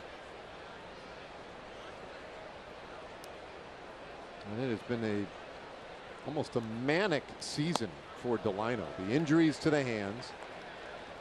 It seemed like every time he'd get something going, he'd take another pitch off the hand or bunt one off of his finger. Just incredibly poor luck this year for Delano. As a result, he's had some pretty cold stretches as well. Just never really able to get it going. No, I know he's worked and he's overcome the injuries. He's done the rehab. I think all you can do for Delano is just kind of give him a mulligan on the season. He's better than that. We've seen him better than that. Everybody knows he's better than that. That's why I say I'd love to see him the last 18 or 19 games just finish strong, put up some big numbers, steal some bases, make him feel better going into the offseason. There you go. Yeah, base hit into left field, his second one of the night. And with his speed, that'll be extra bases. Renfroe up with it quickly, but no chance to get to Shields. Delano with a leadoff double.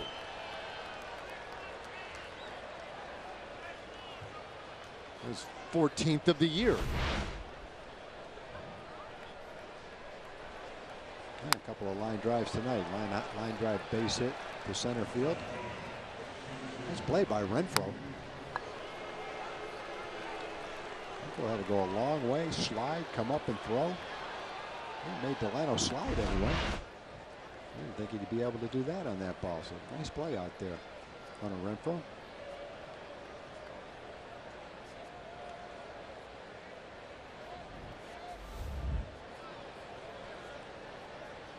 So Chu 0 for 2. He struck out in the first inning. The line out was right back to the mound and right into the glove. Erlin didn't have much time to react even. Total self-defense as Chu swings at the first pitch. So this was the last out of the third inning. Whoop! Boy, he caught that thing with Chu. Can't believe it. What do I have to do to get a base hit to center field? Can't hit it much better than that, that's for certain. Well, now Chu annoyed by the weight. And Mejia will trot out to the mound. So I think this is a case here where Erlin wanted Mejia to give him some different signs and just could not seem to convey that to him. A lot of times you see these visits here, they're initiated by the catcher. That one definitely was Erlin's call.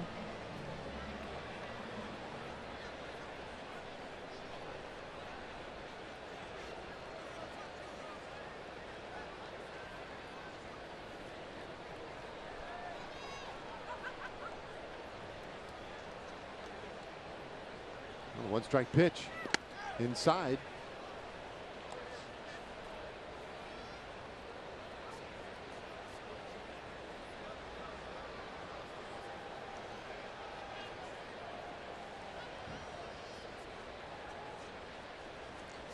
Delano in scoring position.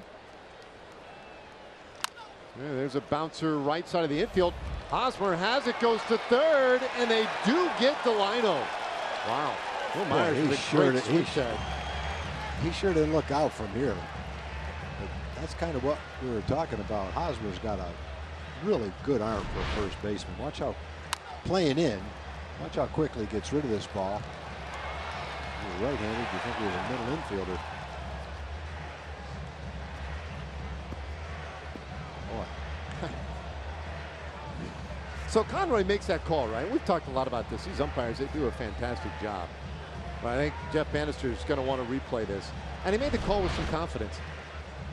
It may or may not be right. It was close. We can say that much. As quickly as that happened, and I've already seen it a couple times now, I'm stunned that you could even make a call on that. That's one of those where if I was an umpire, my hands would be up in the air. I have no idea. You wouldn't be an umpire for very long. I'd have a little too fast. You got to for me. sell it.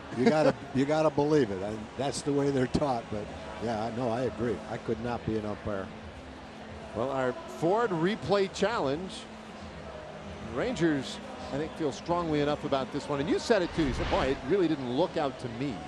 Let's see here.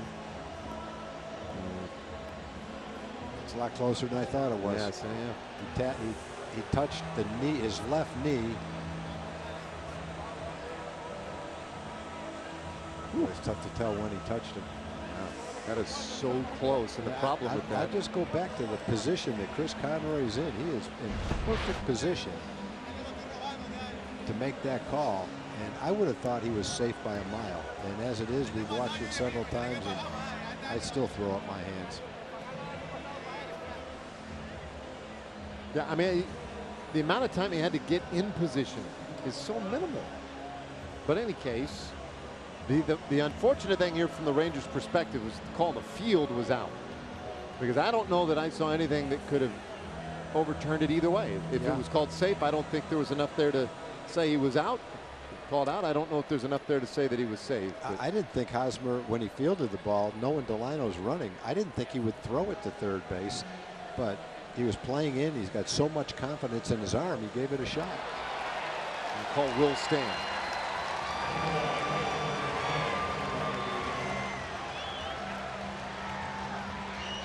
You see Banny not happy with it. I think part of the problem there was that the angles weren't real definitive. Yeah. Well, and that will do it for Erlin, so he is done with one out here with the sixth inning. Rangers leading by 2. We'll see the bullpen from here.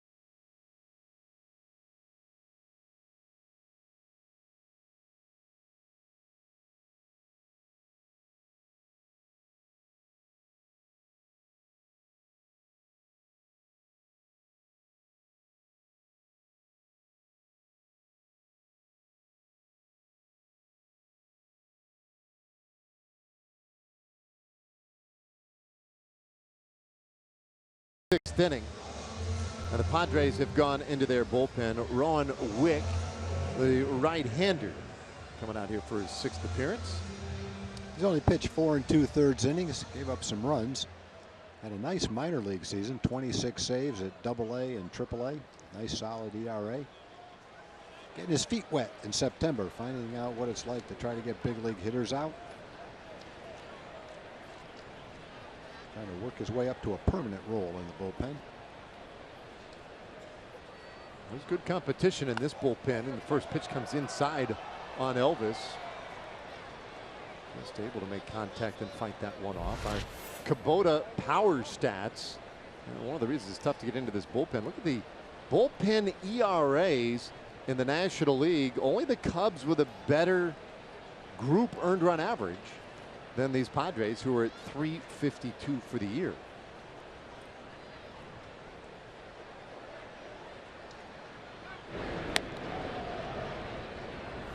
Now, they traded a couple of good ones right before the trade deadline, actually a couple of weeks before the trade deadline this year. First 70 games of the year, their bullpen ERA was more than a half point better than it has been since. As Andrews pops this one up. Foul territory, third base side, but that one will be out of reach.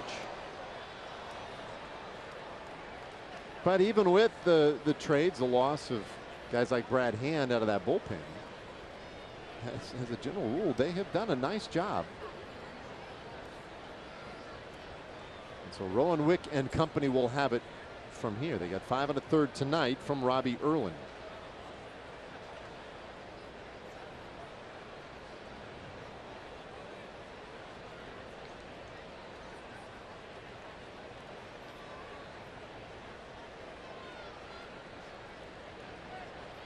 Oh, 2 to Andrews. Runner goes. A swing and a miss. A throw down to second base. And Chu has it stolen. The hit and run was on.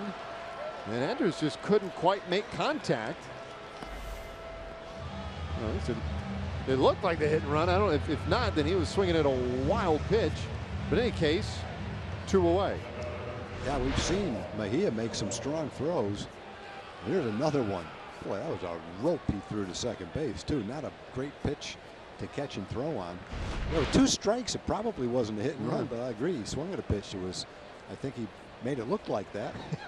Yeah, I mean, that's a confusing one. That's a confusing one. We'll have to talk to Banny and Elvis after the ball game and find out what happened there. That is not the type of pitch you normally see Elvis chase. 2 strikes or not. Hard ground ball down to first. Hosmer with a Gold Glove down there takes care of it, and Wick gets to the bag in time. Inning is done. Rangers leave a man in scoring position. We go to the bottom of the 6th. It's 2-0.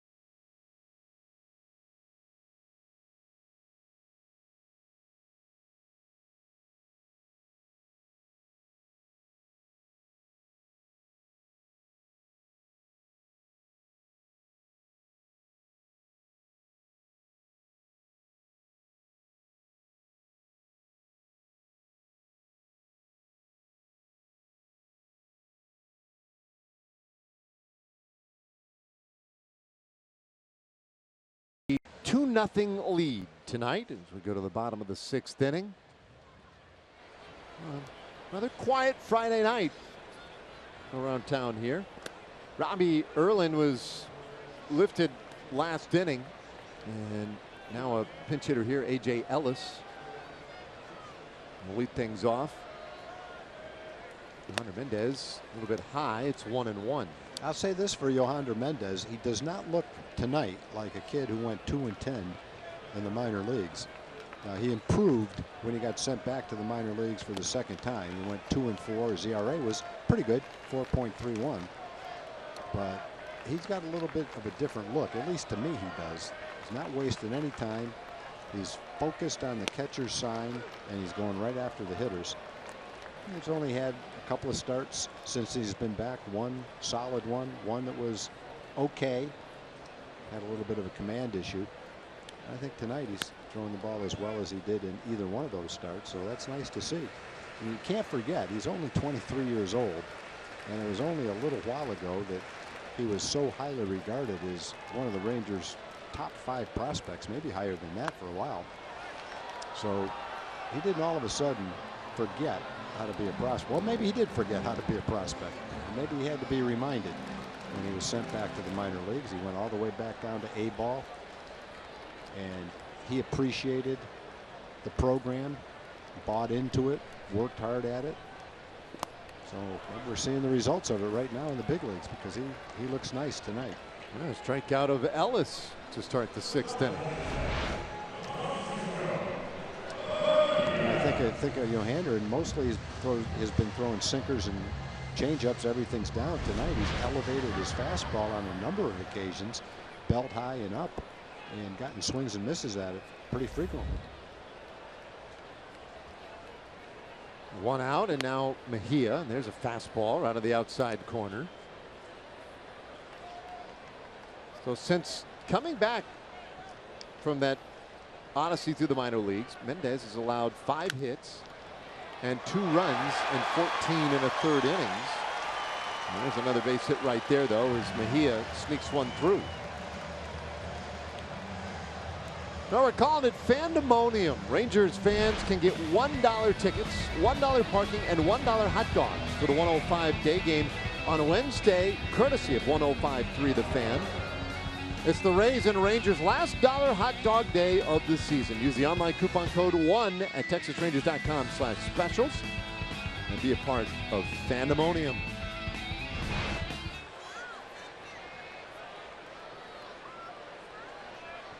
A man on now for Will Myers, and he'll take a strike.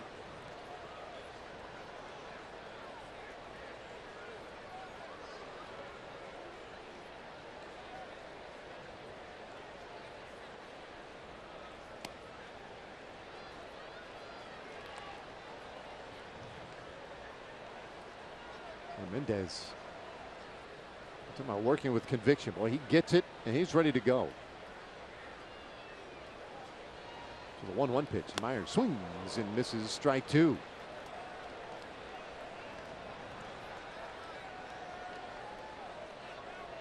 Well, it could be such a huge lift for this franchise if Yohander Mendez can pan out.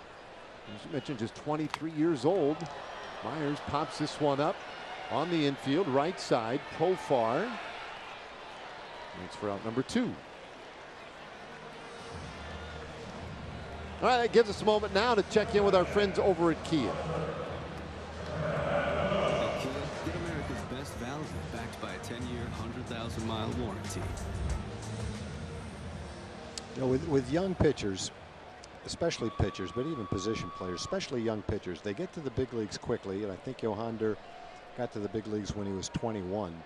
And you hear so much about them. They're highly touted, top prospect. You just anticipate that it's going to be clear sailing right from the start. And when they don't have success right off the bat, you tend to think of them less highly. I'm guilty of that. I know fans are guilty of that if I'm guilty of that. And you just have to keep reminding yourself. He's young, and it just doesn't happen overnight. They have sometimes, and not necessarily him, but other pitchers too. They might have maturity problems. They might have command issues. They might be developing another pitch. They might be overwhelmed by the pressure. Who knows? Big crowds. So much goes into it that it just doesn't automatically happen when they're 21, that they come up, look great, go to spring training, win a job, go 14-8 the next year with 180 innings pitched and a 3.8 ERA. It just doesn't happen that way all the time. And so you have to keep reminding yourself, be patient until you know all the results are in before you make your opinions. And we're all guilty of that. 3-1 on Renfroe. You know, you would think after 50 years of saying the same thing that I would grow to get above that, but you know, there's just so many times you sit up here and watch, and you become a fan, and you have your expectations just like they do, and it's just not realistic to expect that and anticipate it with all the players. Walks Renfro here, and so 2 men aboard in the 6th inning. So now Eric Hosmer, and this will be Hosmer's 3rd look at Yohander Mendez now. So with the opener tonight being Connor Sadzik, and he faced 3 batters in the 1st inning. Mendez came on to start the 2nd, and he began his night with Hosmer. So now he has gone around the order twice. And this is where we'll wait and see how far the Rangers will let him go a 3rd time through. First pitch to Hosmer. This is for a ball. Yep, and here comes Doug Brocail.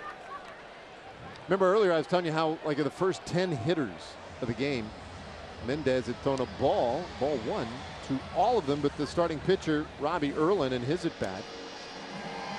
But then it'd come back with a strike on the very next pitch in all those at-bats. Well, since that point, he's thrown a first pitch strike to 6 of the last 8 hitters. Done a good job of getting ahead, except right here to Hosmer, who starts him 1-0. So Brocail out there, yep, you can imagine it. Our Southwest Airlines bullpen live look. C.D. Pelham loosening up.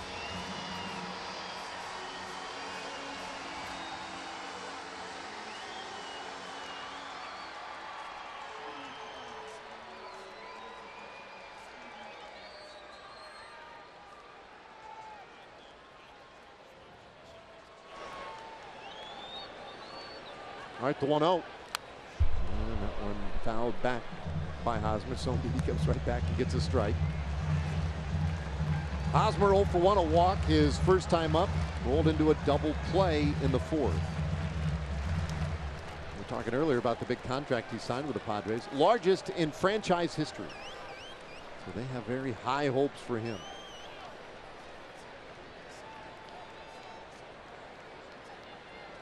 The 1-1. Fouled away. 2 good fastballs challenged him with them. Inside part of the plate, a little bit above the belt.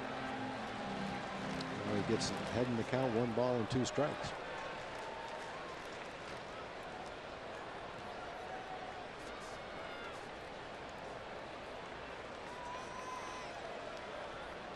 Four strikeouts tonight for Yohander.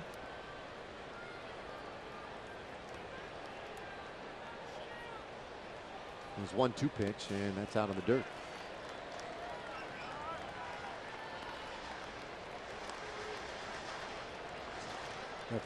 If you watch Yohander and you try to anticipate what are some of the things that he can improve on and will improve on, one of them might be his breaking ball to put away a left-hand hitter. He's had a good fastball today. Good success with his fastball.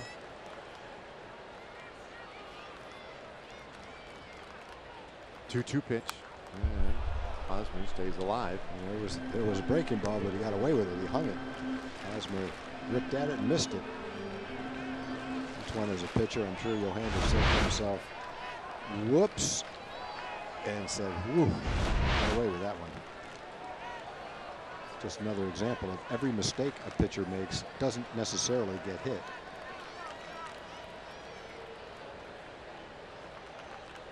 Here it comes again, and Hosmer lifts this one down the left field line. Long run for Beltre, but he can't quite get to it. Ooh, watch out. Yeah, there's so many games that when we talk about the game when it's all over, and let's say a pitcher's given up a couple of home runs, we might say, well, they only made 2 mistakes today, and they ended up in home runs. Well, those were 2 mistakes that ended up in home runs, but there was probably 8 or 9 mistakes that were fouled off or taken. If a pitcher can pitch a game and only give up 1 or 2 mistakes, then he's pitched one remarkable game. I mean, hitters, as good as they are, they're not perfect. They're not going to hit every mistake that's made. Mejia and Renfroe with their leads, and that one is outside, full count.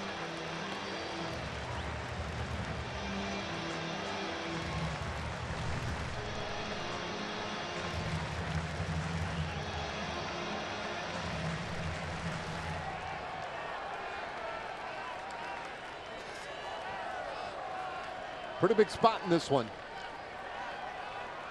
A 2-0 lead. Mendez getting to the end of his night. A 3-2 to Hosmer, and a swing and a miss. He got him. Fifth strikeout of the night. He threw him a changeup. It looked like good pitch.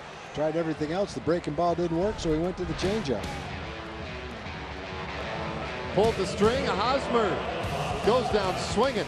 We go to the 7th.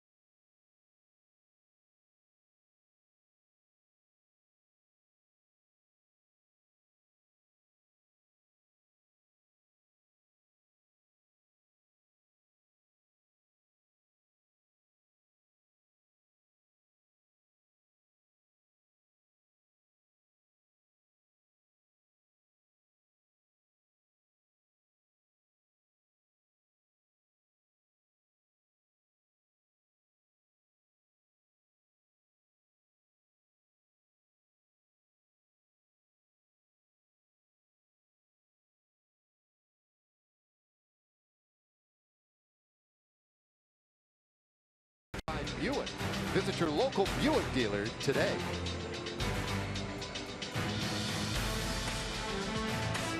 Now we go to the 7th inning tonight here in San Diego. Rangers lead by 2. Our progressive upcoming schedule. 2 games left in this series. A little earlier start tomorrow, and then a day game on Sunday.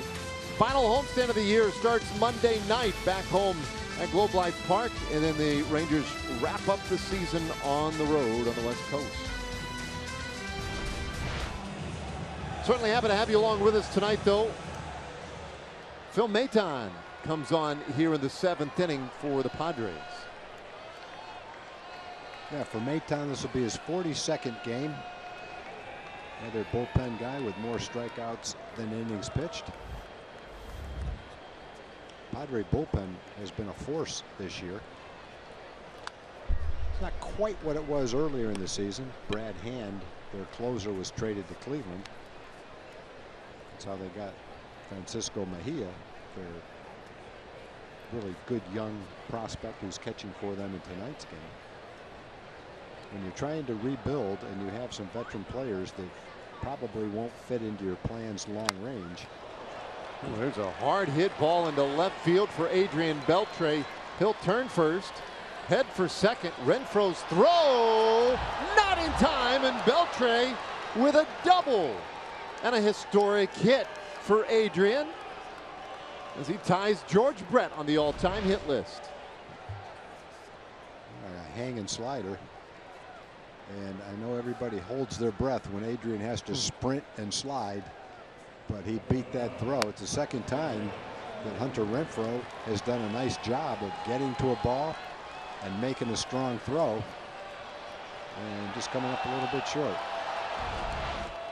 Well, there he is now. Beltre and Brett tied for 15th all time, and now just 30 hits shy of Cal Ripken Jr. There's some incredible names on the list. Matt Lajoie, Eddie Murray. Adrian Beltre continuing to do it. And that also puts an end to a long hitless streak for Beltre, who moves up now on that mishap there. Probably a pass ball. Looked like it went right off the glove of Mejia.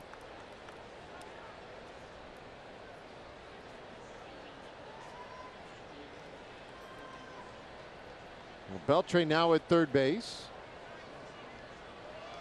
Indeed, it was a pass ball.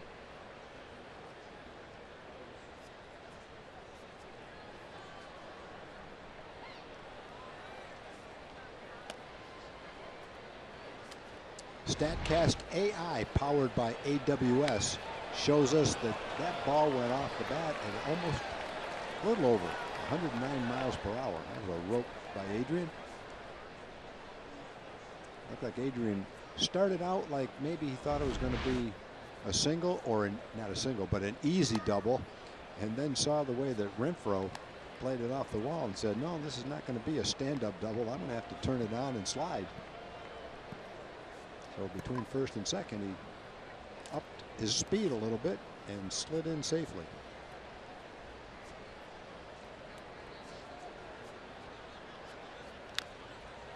Dort does fight that one off, foul. 3-1 the count. I'm thinking he might get something to drive there.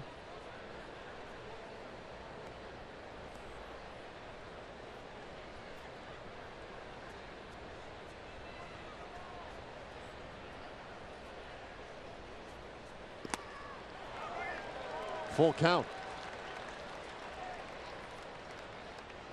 I think Ruby feeling like he missed an opportunity right there. He was geared up for it. Just missed it. Rangers got a run in the second, a run in the fifth. 2 runs on 7 hits tonight. Odor strikes out swinging. So once ahead 3-0 in the count. But ends up a strikeout victim for Maton. Yeah, Maton gets in with a high fastball.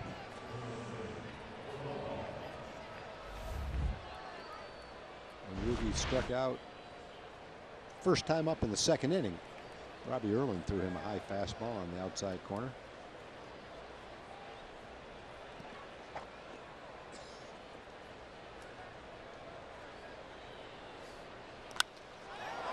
Profar swinging, sends this one high in the air, soaring out to right field and gone. A 2-run home run for Jurickson Profar, number 17 on the year, and he has doubled the Rangers' lead. Jurickson has put some good swings on the pitchers tonight.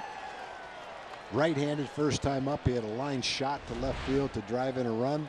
First pitch swinging here, he gets a pitch on the inside part of the plate, down and in, barely a strike. And man, he was ready for that one.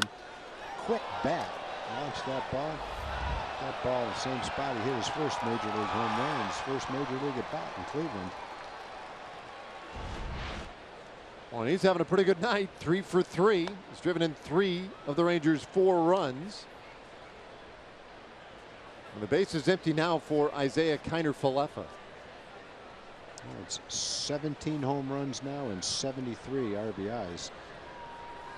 A good couple weeks to end the season. He can hit 20 home runs, knock in 80 runs, maybe hit 260. Been struggling a little bit with the bat. He was 4 for 30 coming into this game. 3 for 3 with 3 RBIs, 2 runs scored, and a home run in this game. Been a good year for Jurickson. He's played a lot of different positions. I think the best thing that happened to him, one of the good things anyway, was getting a chance to play shortstop for 2 solid months. And kind of rekindling what it felt like to be a regular shortstop, which he was before he got to the big leagues. And he's been steady all season long, playing a lot of different positions, but a lot of good at bats.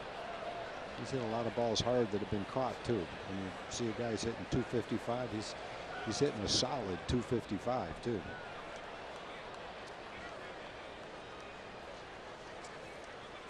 Well, people have asked a lot recently who would be the Rangers MVP for the year. And I'm not saying it is Jurickson Profar. I'm not saying it isn't. I mean, he's had a really nice season. The versatility that he has shown, and you know, you mentioned it, a great opportunity for him to play 2 solid months at shortstop. Well, I mean, critical 2 months for the Rangers that he stepped in and played that position well too. He's got 32 doubles, 6 triples. The other thing, you know, we talk a lot about, it's not an official stat, but it means something to me. Walks compared to strikeouts. Well, he hasn't walked as many times as he struck out, but in today's game, when you've been up over 470 times and you've walked 50 times and struck out 73 times, that's very solid by today's standards. He makes good contact from both sides of the plate, takes his walks, and this can just be a springboard for what he's capable of doing. Calhoun with a little rollout to complete the 7th inning. But the highlight once again, Jurickson Profar with a bomb to right field. It's 4-0.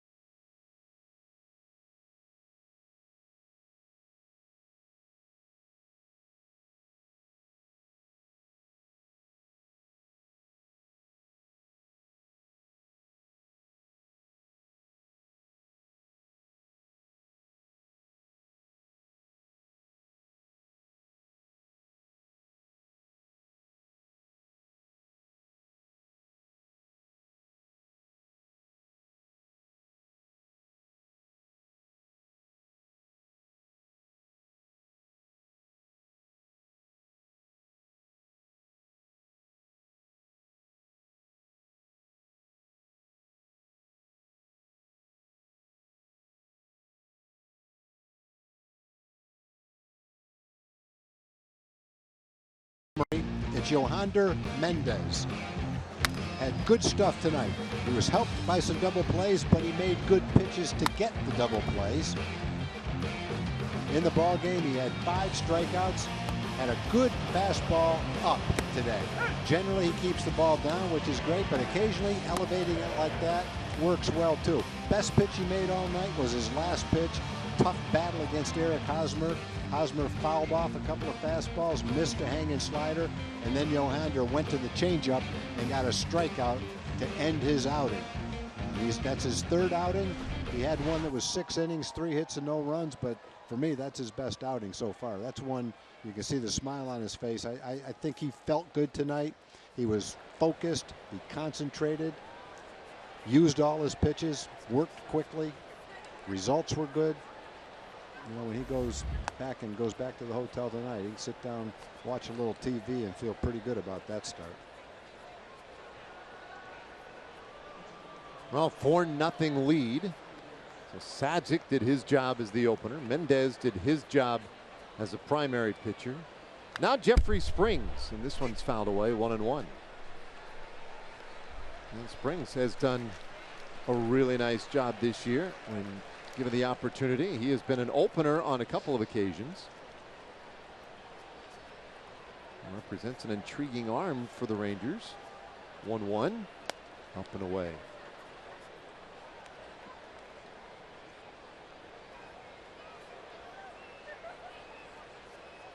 And Springs this inning. It's Franmil Reyes and Freddie Galvis and Jose Perella. You know, I've seen it speculated in the media, not necessarily speculated, but maybe the media wondering whether or not he would figure into the plans next year as a starter. I don't have any idea if he is or not. He's done a nice job out of the bullpen as it is. But he has the kind of repertoire with that changeup that would give him the kind of pitches that you would need as a starter. The combination of 92-mile-an-hour fastball and that good changeup he's got would work well as a starter. Just a matter of how the Rangers view him and what roles are available. But it's not a question that I think is doesn't make any sense. Yeah, no, I think there's something there. Good strikeout guy. It's a ground out here. And now Freddie Galvis. I know he has been a starter and wasn't having a great amount of success in that role. Switched to the bullpen and has had a lot of success in that role. And so the feeling could be that they like him in the role he's adapted to and he's doing well at it, and they want to keep him there, and that's fine too. But the type of pitches he had would transition as a starter. Finds a strike zone. The count 0-2 on Freddie Galvis. A little more on that. Let's check in with John Radigan.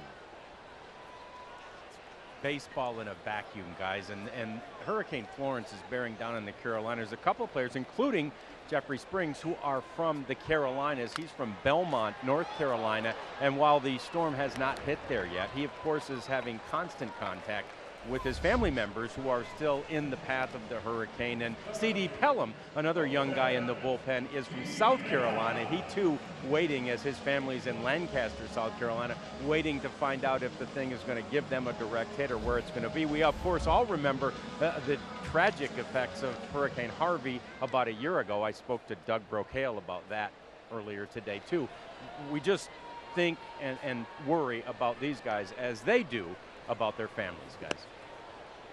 Yeah, it's frightening times for people currently out on the East Coast, down there on the Carolina and on the seaboard there. But it just seems like every week there's a weather crisis. Yeah. Whether it's a fire, a drought, a flood, a hurricane, a tornado. The volcanoes earlier this year, right? Down in Hawaii. It's just unbelievable. Can't tell me something's not going on. Ball, one strike on Perella. And a little comebacker knocked out by Springs. Great job to stay under control and take care of Perella and turn in a 1-2-3 seventh inning. We'll go to the eighth, 4-0.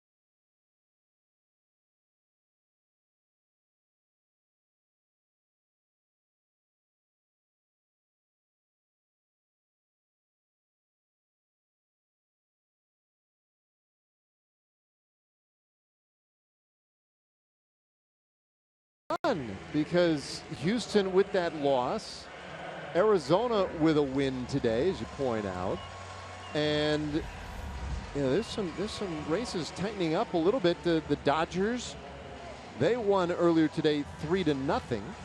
The Rockies, I think, lost. So you've got a situation where out on the West, on the National League West anyway, things are really tightening up. Rockies are in the 8th inning, losing 2-0. So it could be a half-game lead for the Rockies. Anyway, here we go to the 8th inning. And DeShields takes upstairs ball 1 from a guy making his big league debut, Brad Wick.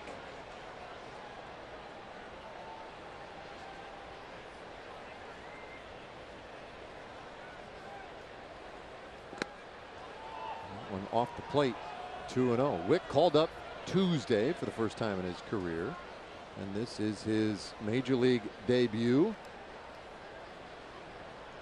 Split the season between AAA El Paso and AA San Antonio for the Padres. And put up good numbers. And DeShields hammers this ball high in the air out to center field, but it's going to hang up a little bit. One away. Well, let's take a quick moment here and check in again with the folks over at Southwest Kia. At Kia, get America's best value backed by a 10-year, 100,000-mile warranty. So a deep fly ball out. Wick officially in the record books, and here comes Shin-Soo Choo. Wick was 4-2 with a 2.53 ERA in 44 relief appearances. He had 70 strikeouts against 17 walks, so some pretty good numbers there. We mentioned earlier the Padres feel like they are stacking up quite a few potentially very good young arms. 1-1 to count to Choo.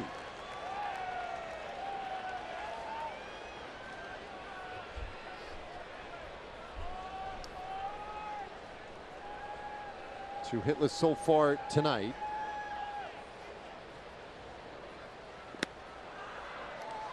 And ahead 2-1.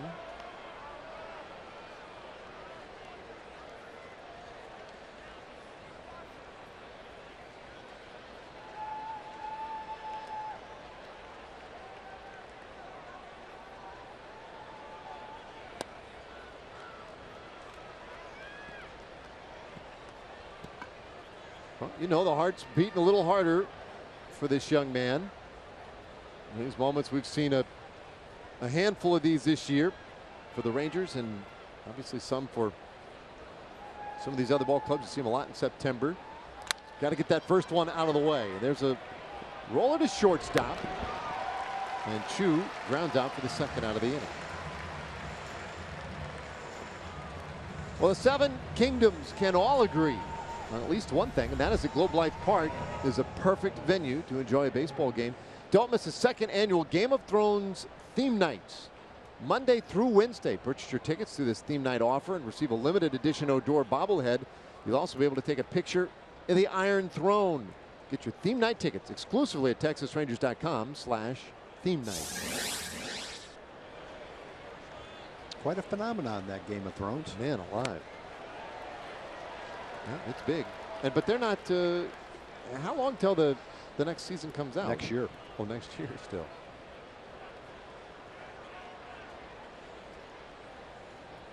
Yeah, that'll be a much anticipated debut of that final season. I was going to say it's the final season.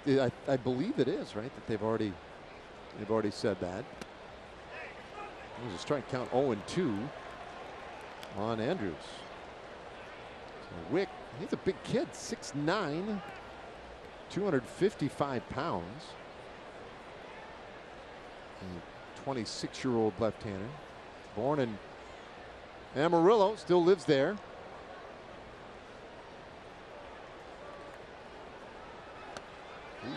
Way upstairs, and field and Colbert says it.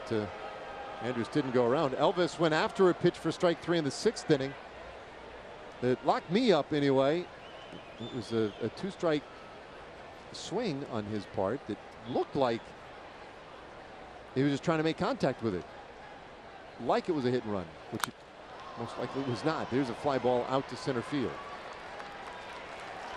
Saul Brad Wick, a perfect 8th inning in his big league debut. We go to the last of the 8th inning, 4-0.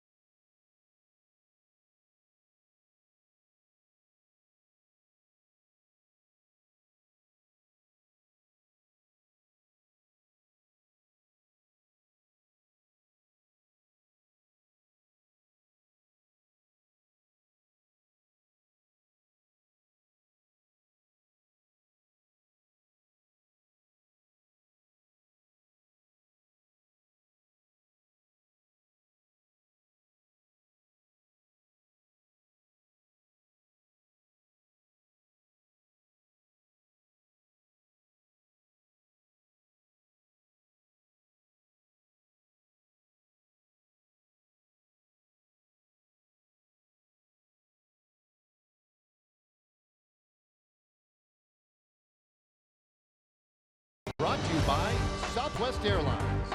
Low fares, no hidden fees. That's transparency. By Ford. Visit your local Texas Ford dealer during the Ford SUV season. Ford is the best in Texas. And by the new Shiner Wicked Juicy IPA. Well, a view from the harbor here, from the bay. Looking back at San Diego. We're right there in the middle of all that mess. All that light and excitement. Inside this beautiful ballpark here, Petco Park, where Jeffrey Springs comes out for an 8th inning. Manuel Margot, the first man he'll face. And it's 1-1. A good changeup that Jeffrey features. A nice inning, 7th inning. Quick inning. 11 pitches. That was 1-1 to Margot, and that's fouled back. And Springs, the third pitcher being used today. 5 shutout innings from Yohander Mendez. Connor Sadzik, a shutout inning earlier. Rangers took 2 of 3 from the Padres earlier this year back in Arlington. And this one is lined right past Profar into right field. A base hit for Margot. Well, take your Rangers fandom to the next level and own a piece of the game. Go to TexasRangers.com/authentics and see how you can get everything from game-used baseballs to bases and autographed memorabilia. Check out what's waiting for you at TexasRangers.com/authentics.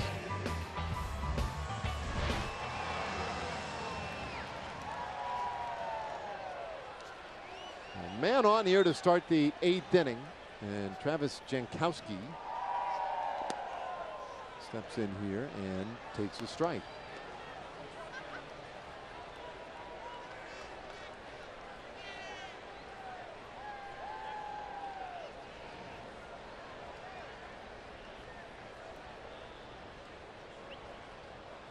Springs with a little hold, and now the pitch. That's outside.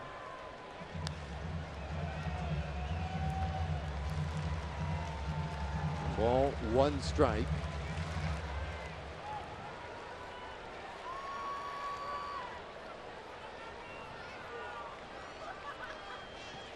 Jankowski having one of those years where he's making better contact this year maybe than any year previous. Some improvements for him offensively.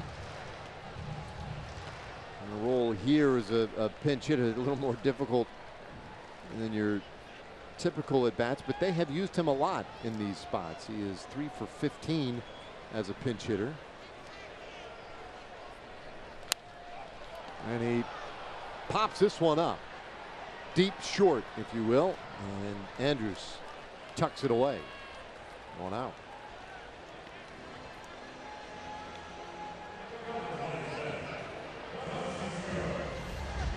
So back to the top of the order. Rangers leading 4-0. We're in the bottom of the 8th inning, and Francisco Mejia 1 for 2 with a walk.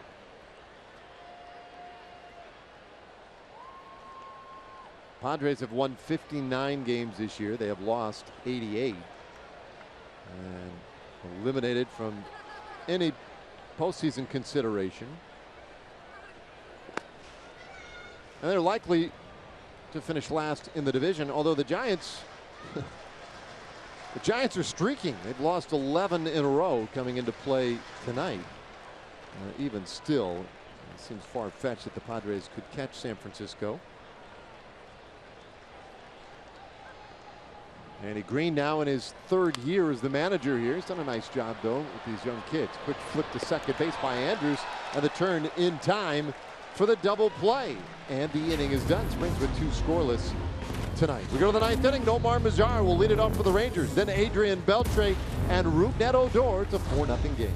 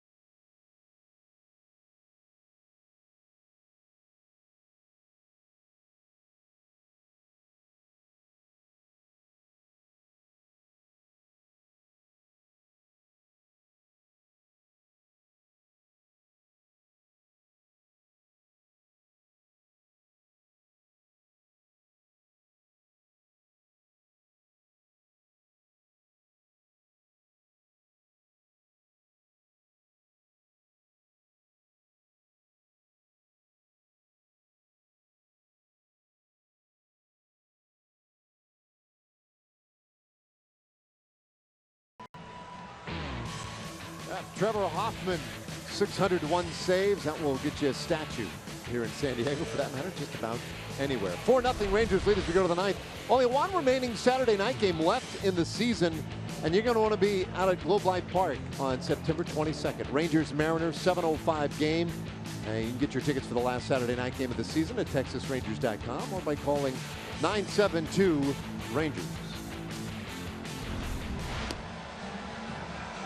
All right, Colton Brewer will be the new chucker for the Padres here. Another one of the Padres call-ups. This will only be his 6th game. Only pitched 3 2/3 innings.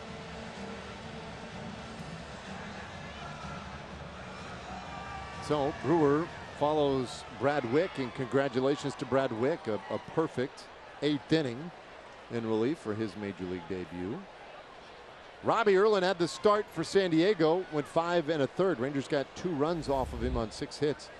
They would score 2 more on Phil Maytown a little bit later in the game and have a 4-0 lead. Heart of the order here, Mazzara, Beltre, and Odor.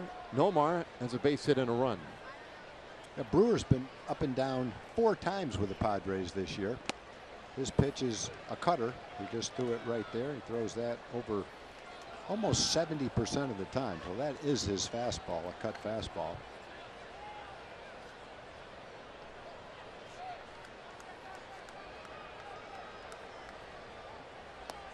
That's not the cutter, that's a breaking ball. Throws that 25% of the time, curveball.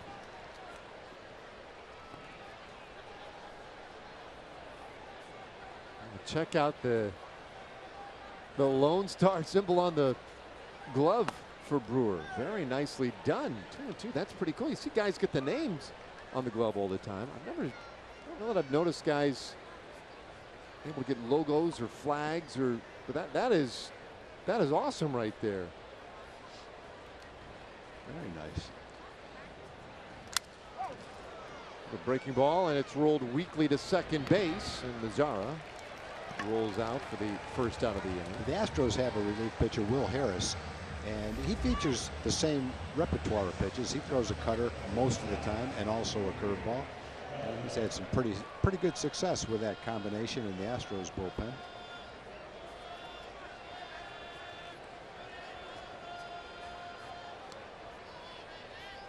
Brewer, that's a pretty impressive ground out. Now we'll face Adrian Beltre. Born in Dallas, now lives in Canton, Texas. And his first pitch, it's on the inside corner for a strike.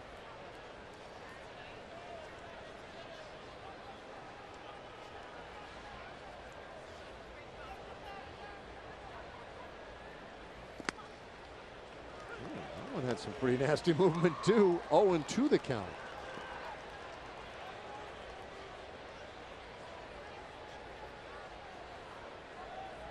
Brewer still pretty new to the big leagues, and this one ripped over third. That well struck by Adrian Beltre, and he'll go for 2. This time it'll be a stand-up double for Beltre, his 2nd of the night.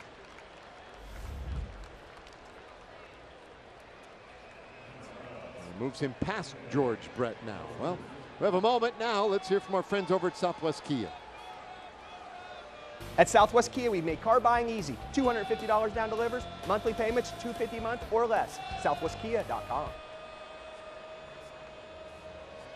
So there you see it. Beltre now 15th all-time by himself. And the great Hall of Fame third baseman George Brett in the rearview mirror.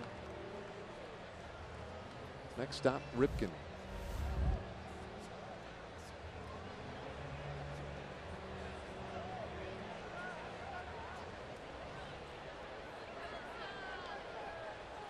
All right, here is Odor.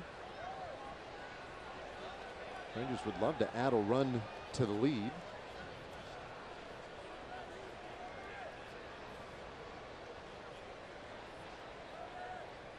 Odor 1 for 3, and he fouls that one back.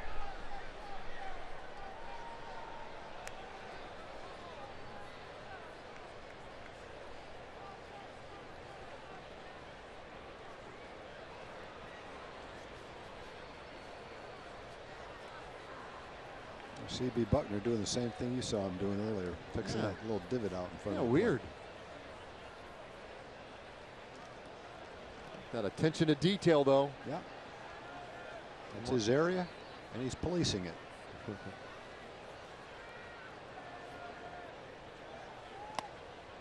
A little high. 1 ball, 1 strike on Odor.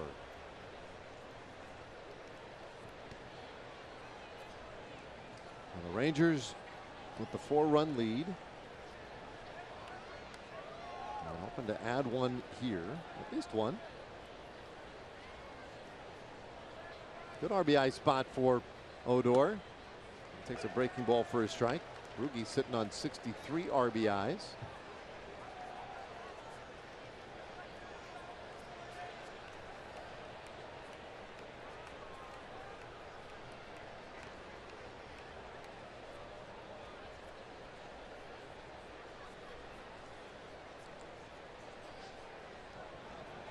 Brewers 1-2 and a swing and a miss. So he strikes out Odor, 2 away. Well, thanks to T-Mobile, fans can receive a 20% discount on Fridays for the all-you-can-eat seats in the home run porch. Get your tickets and the all-you-can-eat seats for the September 21st game. It's the last Friday home game of the season, Mariners and Rangers. Use the coupon code T-Mobile at TexasRangers.com/specials.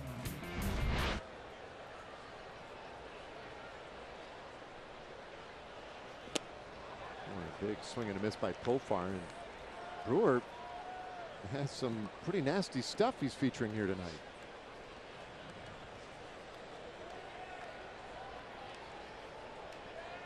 Big Texan, 6'4", 230 pounds. He's just 25 years old.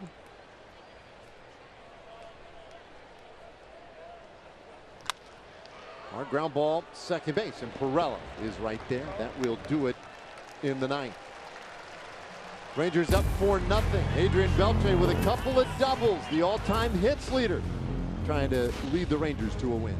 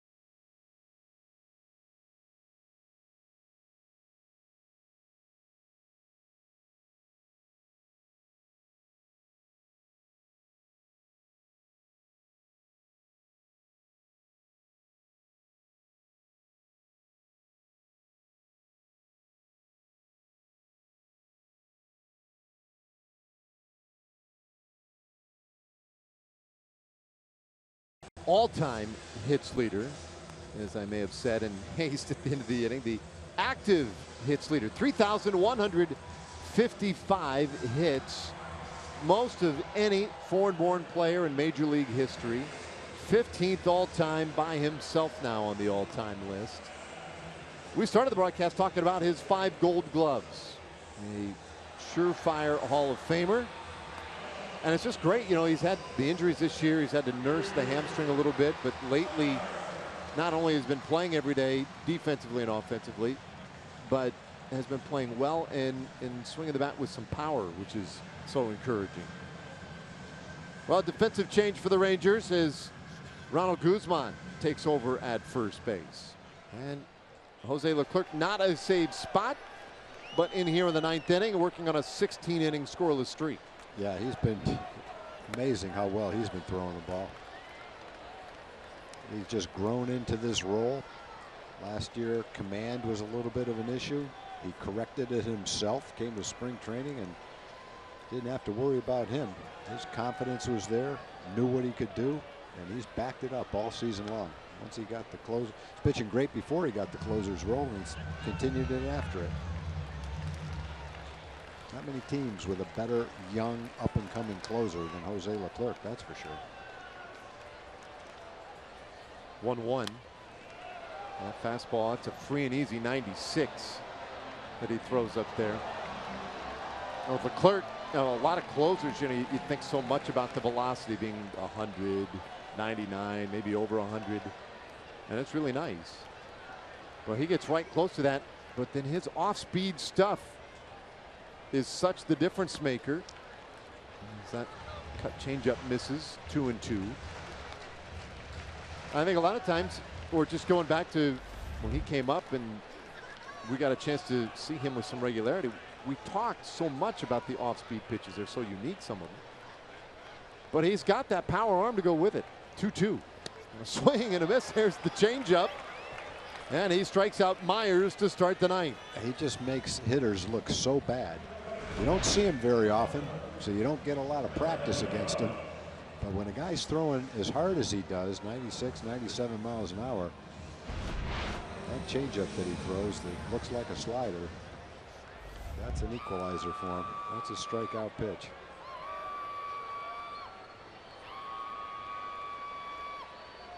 Hunter Renfroe. I threw him a curveball right there.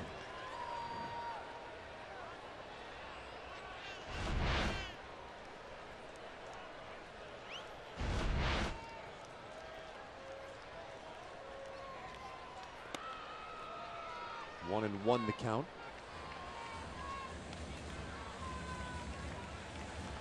The other thing for a closer, we're so used to guys, really honing in on 2 pitches. Some of them, when you think of Mario,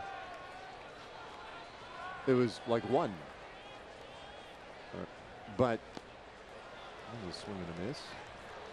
Clark's working, with that breaking ball, the 2 changeups and the fastball, and that's a pretty wide repertoire.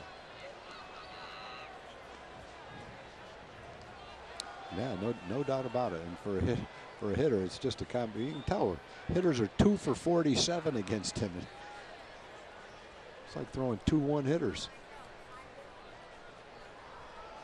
So I think the hitters pretty much tell you how good your stuff is. And right now, the way the hitters are performing against him puts him right in the upper echelon as far as being tough to hit goes.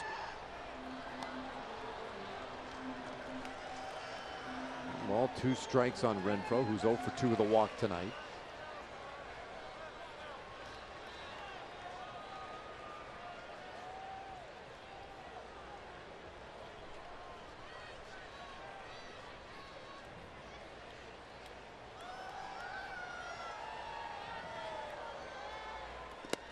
It'll look good. Strike 3 call. And Renfroe down looking. Back-to-back Ks. Well, tomorrow, back out here a little bit earlier. Ariel Dorado will have the start for the Rangers. A 2-5 record so far in 9 games. It'll be the first time in a while that he hasn't had an opener. Eric Lauer is scheduled to go for the Padres, and he has been really good his last 3 starts. So that'll be an interesting matchup. Couple of youngsters. As Hosmer takes one low for a ball. Now, the point in time when he came into the game, Jose will face the 2, 3, and 4 hitters. The 3 best hitters on the team: Myers, Renfroe, and Hosmer.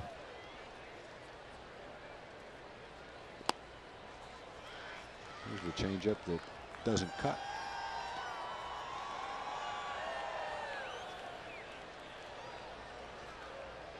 Now Clerk trying to finish this shutout. Padres only 4 hits tonight. And fouled away, 2-1.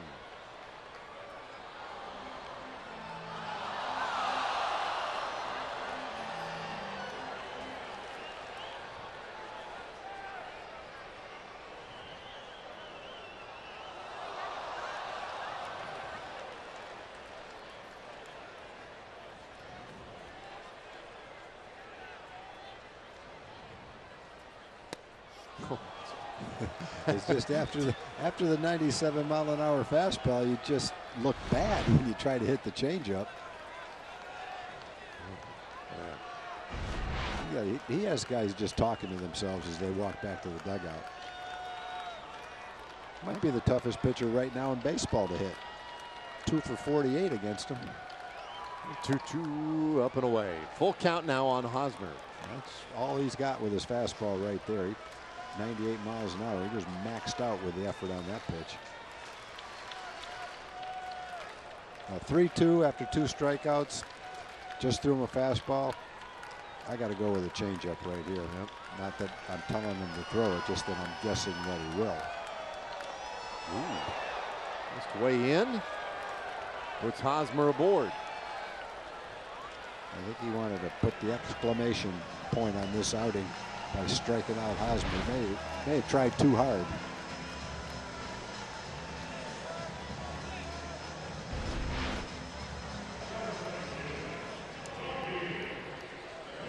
That's the one thing about Leclerc too. We haven't seen a lot of that.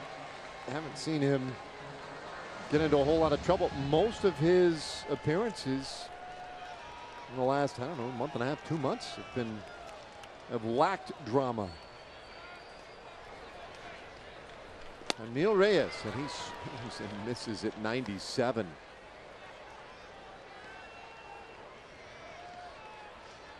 And he was late on that. Now he has not seen the off-speed stuff, at least from the perspective of the batter's box.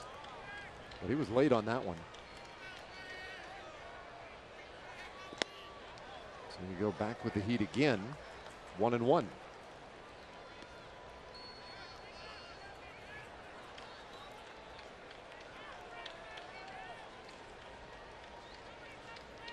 Hosmer at first. There are 2 out. And this one up the middle, and that one is through. Reyes is on with a hit. Padres have a couple of base runners. Well, give some credit to Reyes. After seeing his fastball, he was able to hit the changeup. He stayed with it. Pretty nice job.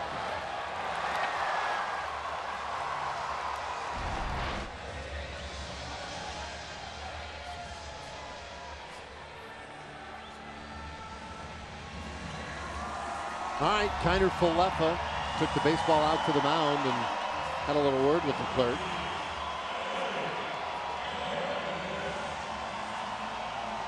Freddie Galvis.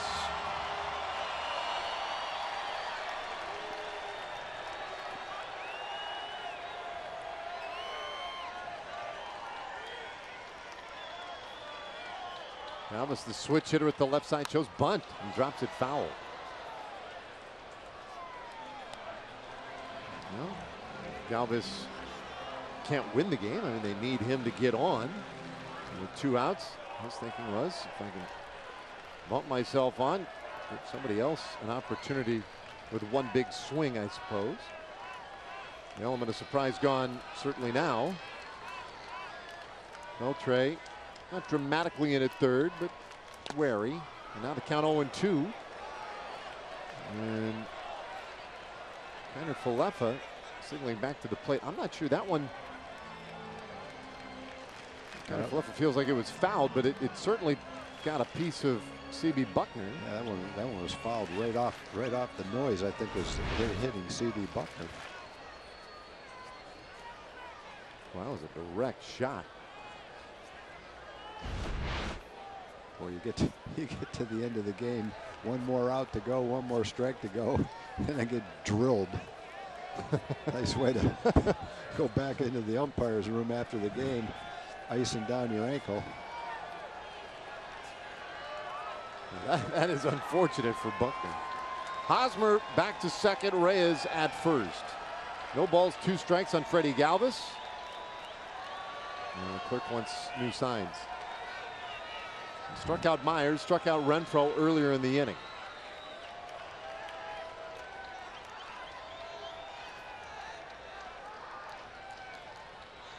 And the righty's 0-2, and it's fouled away.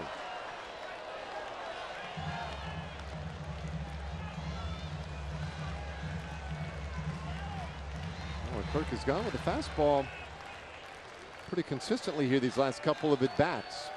It would seem that he has Galvis set up for the changeup.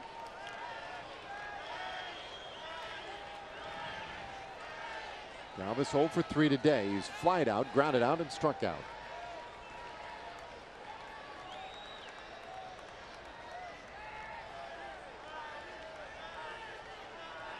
The 0-2.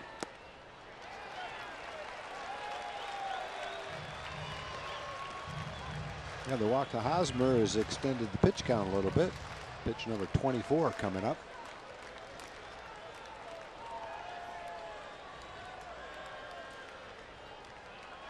Yeah, Hosmer out there at second base now. Reyes, nobody holding him at first. Infield is back.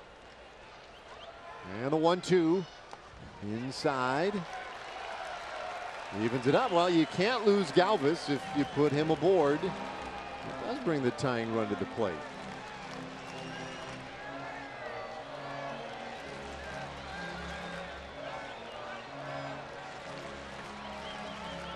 Again, Kiner Falefa out there.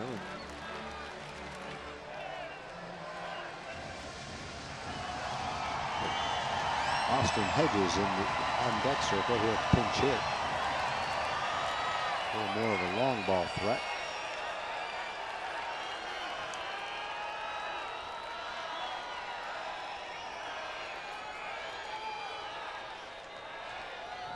All right, Leclerc's 2-2.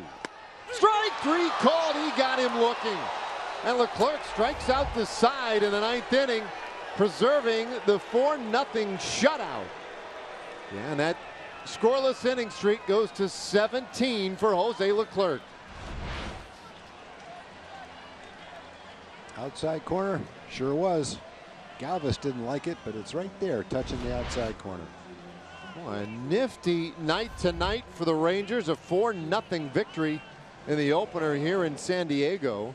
And it was just enough offense. Jurickson Profar with another big home run. The story tonight, though, was the pitching, and